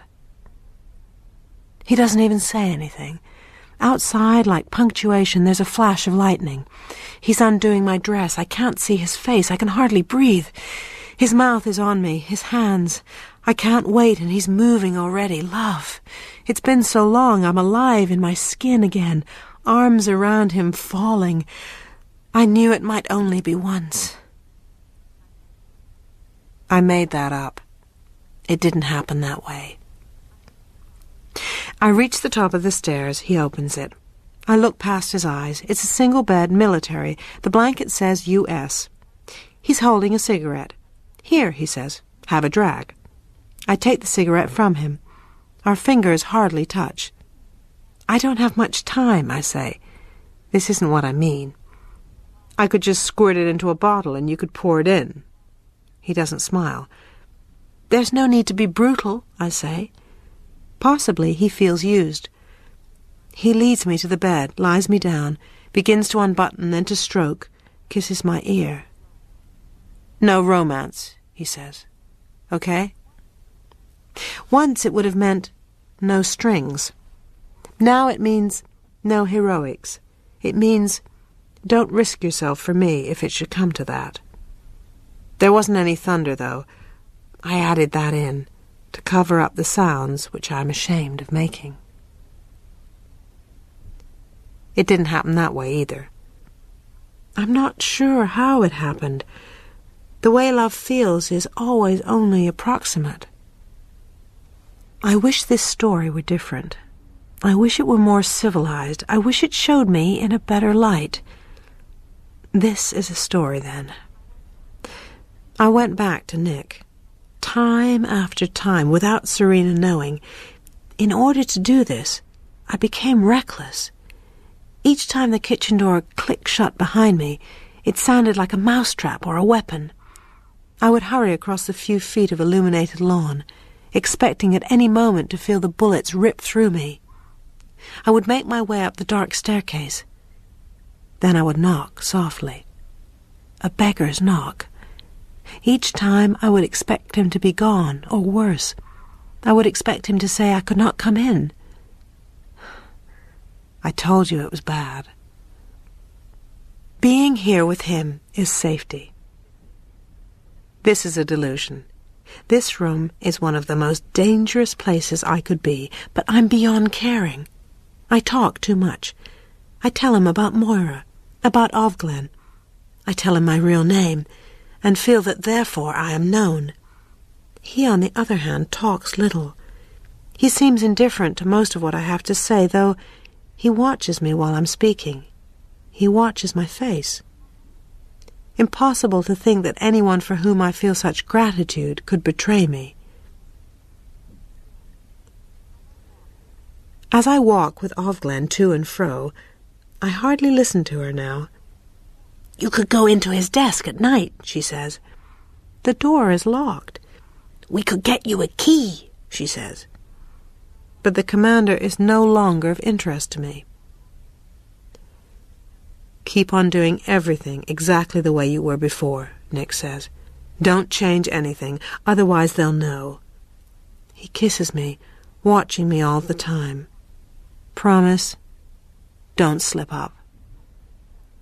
I put his hand on my belly. "It's happened," I say. "I feel it has." This, I know, is wishful thinking. "He'll love you to death," he says. "So will she." "But it's yours," I say. "It will be yours, really." We don't pursue this.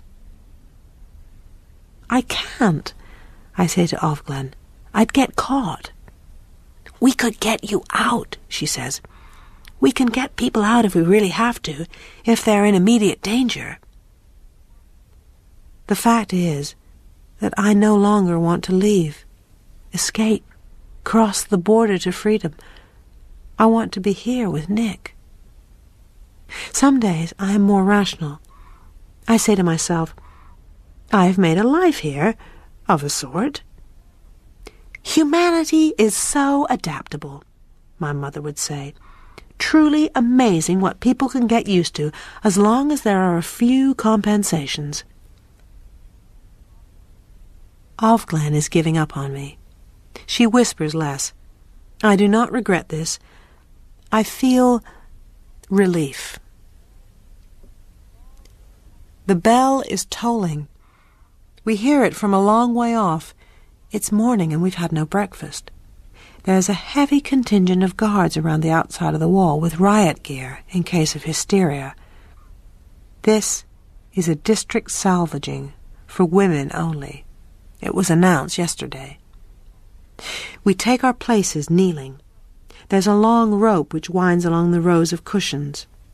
The front end of the rope runs onto the stage like a fuse. On stage are those who are to be salvaged. 2 handmaids, 1 wife. Wives are unusual, and despite myself, I want to know what she has done. There's almost nothing they can get salvaged for. They can do almost anything to us, but they aren't allowed to kill us, not legally, especially not when we are pregnant. Now the official procession is approaching the stage. 1 aunt in front, 2 salvagers in their hoods pace behind her. The aunt steps forward to the mic. It's Aunt Lydia. How many years since I've seen her? I've begun to shiver. Hatred fills my mouth like spit. "Good afternoon, ladies," she says. "I'm sure we are all aware of the unfortunate circumstances that bring us here, but duty is a hard taskmaster. The salvagings will proceed without further ado." I've seen it before, the white bag placed over the head, The woman helped onto the stool. The noose adjusted delicately around the neck. The stool kicked away. I've leaned forward to touch the rope in front of me, in time with the others, then placed my hand on my heart to show my complicity in the death of this woman. I don't want to see it any more. I look at the grass instead. Eventually, the 3 bodies hang there. Today's salvaging is now concluded, Aunt Lydia announces.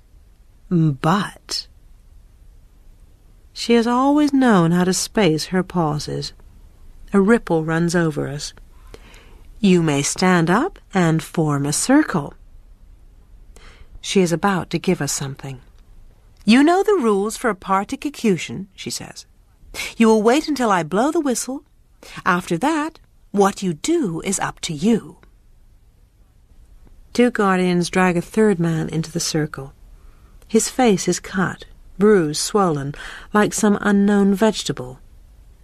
This man, says Aunt Lydia, has been convicted of rape. Her voice trembles with rage and a kind of triumph. I might add that this crime involved 2 of you. I will not offend your ears with details, except to say that one woman was pregnant and the baby died. Despite myself, I feel my hands clench. The baby, too. After what we go through, I want to tear, gouge, rend. Aunt Lydia raises the whistle to her lips. The guardians let go of the man. He staggers like a half-dead rat. There's a surge forward. The air is bright with adrenaline. We are permitted anything. This is freedom. I'm reeling, but before the tide of bodies hits him, Ovglen is shoving through the women, propelling herself with her elbows towards him. She knocks him down, then kicks his head viciously 1, 2, 3 times. Now there are gasps, a noise like growling, yells, and the red bodies tumble onto him. He has become an it. Ovglen's face is tight, expressionless. Why did you do that? You! I thought you... Don't look at me, she says. They're watching. I don't care. My voice is rising. Get control of yourself. She pretends to brush me off. He wasn't a rapist. He was one of ours. I put him out of his misery. Don't you know what they're doing to him? Aunt Lydia blows her whistle again. The guardians move in, pulling them off from what's left. Now, things are back to normal. Compared with this morning, this is normal. For lunch, there was a cheese sandwich, a glass of milk, canned pears. Now I'm going shopping as usual. There's some consolation in routine. I wait at the corner for Ovglen. At last I see her, a red and white cloth like a kite. As she comes nearer, it's as if she's shrunk. Then I see she isn't Ovglen. Blessed be the fruit, she says. May the Lord open, I reply. You must be Ovfred, she says. I say yes, and we begin our walk. My head is churning. Has Ovglen been transferred so soon? I ask. But I know she hasn't. I saw her this morning. I am Ovglen, the woman says. And of course she is the new one, and Ovglen, wherever she is no longer Ovglen. I never did know her real name. That is how you can get lost in a sea of names. I didn't know Ovglen well, I say. I mean the former one. I should not be rash. I should not take unnecessary risks. But I can't control myself. Oh, she says. I've only known her since May, I say. My heart is speeding. And how to get to the next vital word? Around the 1st of May, I think it was. What they used to call May Day. Did they? She says, indifferent, menacing. That isn't a term I remember. I'm surprised you do. You ought to make an effort. She pauses. To clear your mind of such... She pauses again. echoes. Now I feel cold seeping over my skin. She is warning me. She isn't one of us, but she knows. I walk the last blocks in terror. I've been stupid. If Ofglen's been caught, she may talk. She will talk. She won't be able to help it. They know where my child is. What if they threaten something to her? I can't bear to think what they might do. Or Luke. Or my mother. Or Moira. I would not be able to stand it. I know that. I'll confess to any crime. At the corner, we turn to one another in the usual way. "Under his eye," says the new Ofglen. Under his eye. I try to sound fervent. Then she leans forward, so the stiff white blinkers on our heads are almost touching. "She hanged herself," she whispers, "after the salvaging. She saw the van coming for her. It was better. Then she's gliding away from me down the street."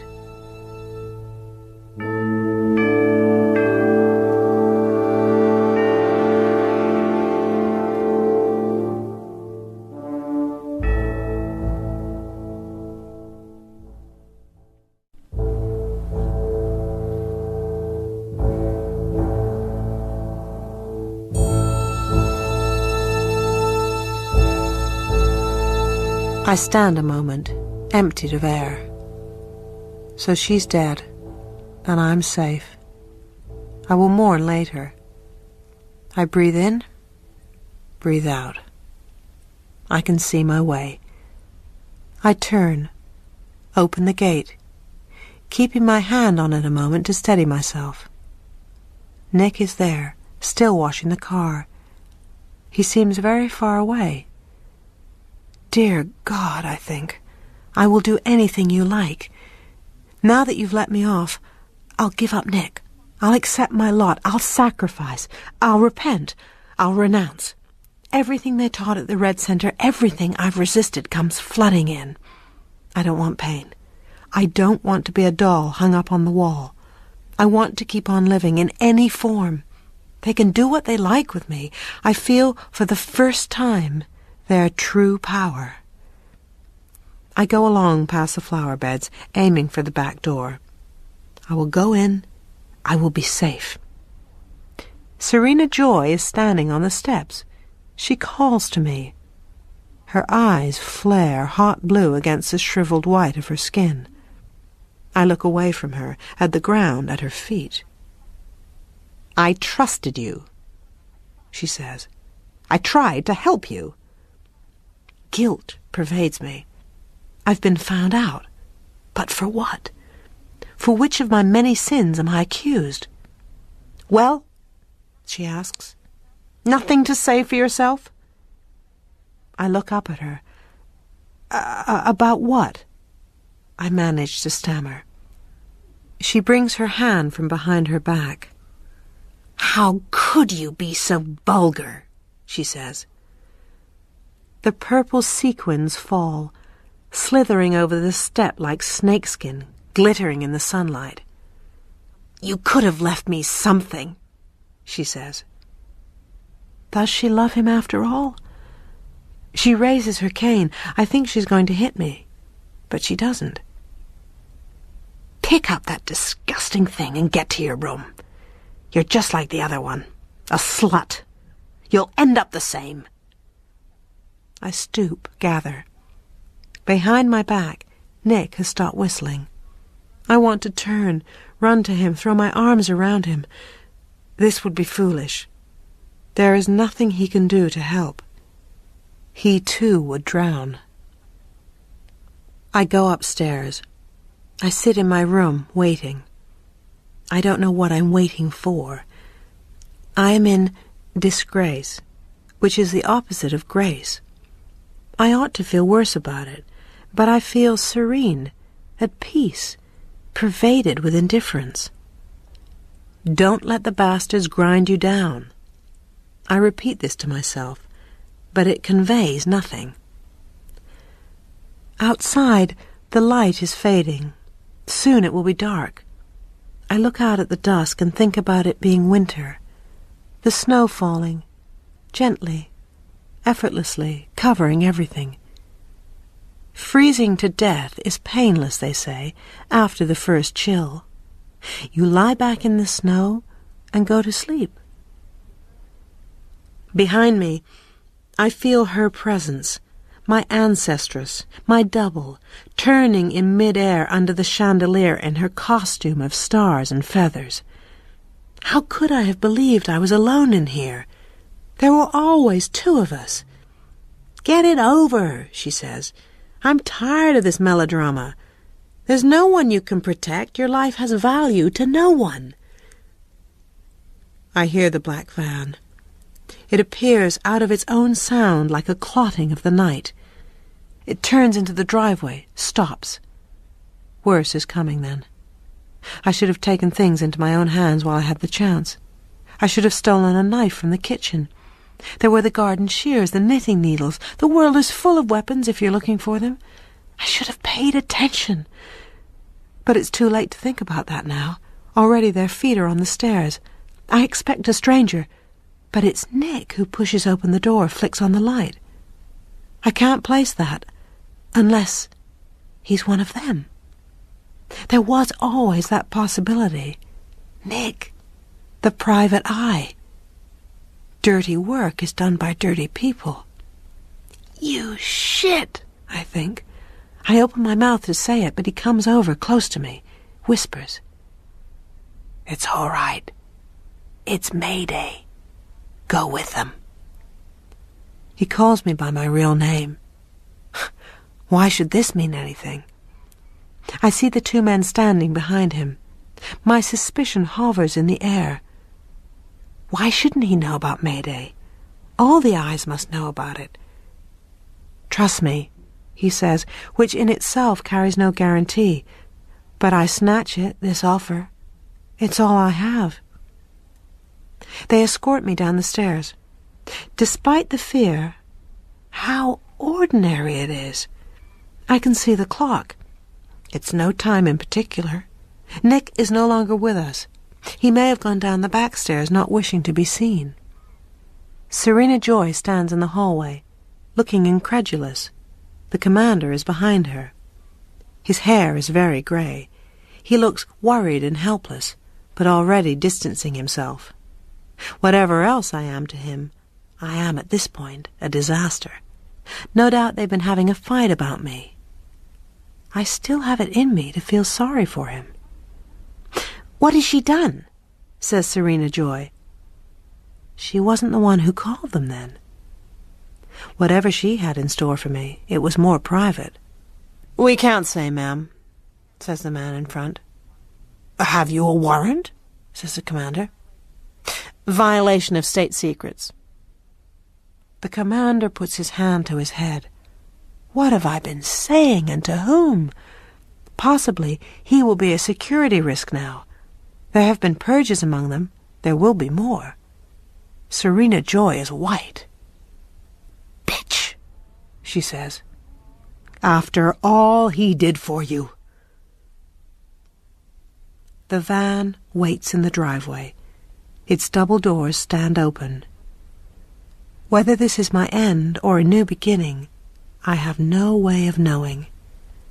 I have given myself over into the hands of strangers, because it can't be helped. And so I step up into the darkness within, or else the light.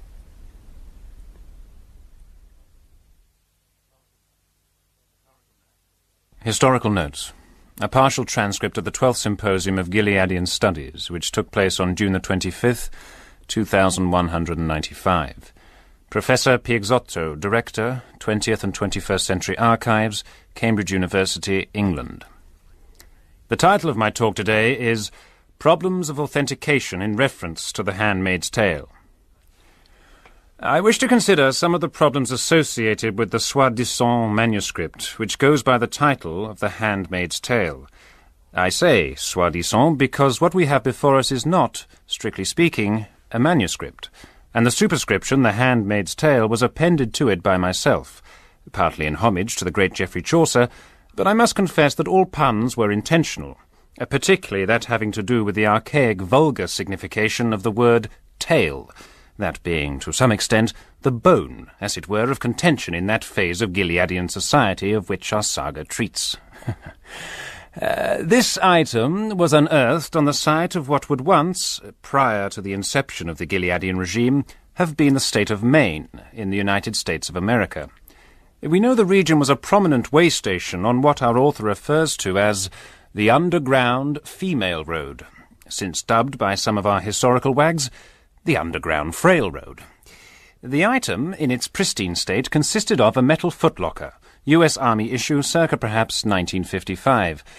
Within this footlocker were approximately 30 tape cassettes of the type that became obsolete sometime in the 90s with the advent of the compact disc. Luckily, with the aid of an excellent antiquarian technician, I have reconstructed a machine capable of playing such tapes, and I immediately set about the painstaking work of transcription. The voice is a woman's, and, according to our voice print experts, the same one throughout. Once I had the transcriptions in hand, several possibilities confronted me. First, the tapes might be a forgery. As you know, there have been several such forgeries for which publishers have paid large sums. It appears that certain periods of history quickly become the stuff of not especially edifying legend, and the occasion for a good deal of hypocritical self-congratulation. If I may be permitted an editorial aside, allow me to say that, in my opinion, we must be cautious about passing moral judgment upon the Gileadians. Gileadian society was under a good deal of pressure, demographic and otherwise, and was subject to factors from which we ourselves are happily more free. Our job is not to censure, but to understand. Supposing, then, the tapes to be genuine, what of the nature of the account itself? Obviously, it could not have been recorded during the period of time it recounts, since, if the author is telling the truth, no tape machines would have been available to her. Also, there is a certain reflective quality about the narrative that would, to my mind, rule out synchronicity. It has a whiff of emotion recollected, if not in tranquillity, at least post facto. If I could establish an identity for the narrator, I felt I might be on the way to an explanation of how this document came into being. I had no hope of tracing the narrator herself, though it was clear from internal evidence that she was among the first wave of women recruited for reproductive purposes, and allotted to those who could lay claim to such services through their position in the elite. The reasons for the sudden plummeting Caucasian birth rates during that period are not altogether clear to us, but the effects were noticeable. Now, the need for what I call birth services was already recognized in the pre-Gilead period, where it was being inadequately met by artificial insemination, fertility clinics, and the use of surrogate mothers who were hired for the purpose.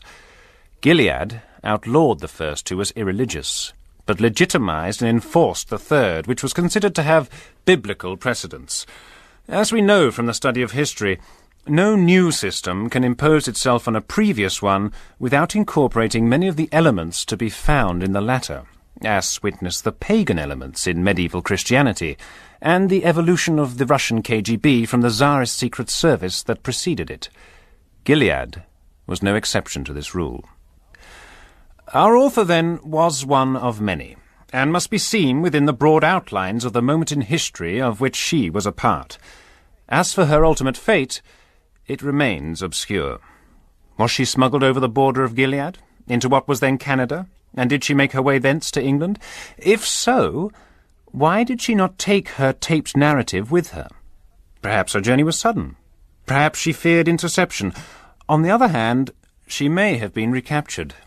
If indeed she did reach England, why did she not make her story public, as so many did upon reaching the outside world? She may have feared retaliation against her daughter.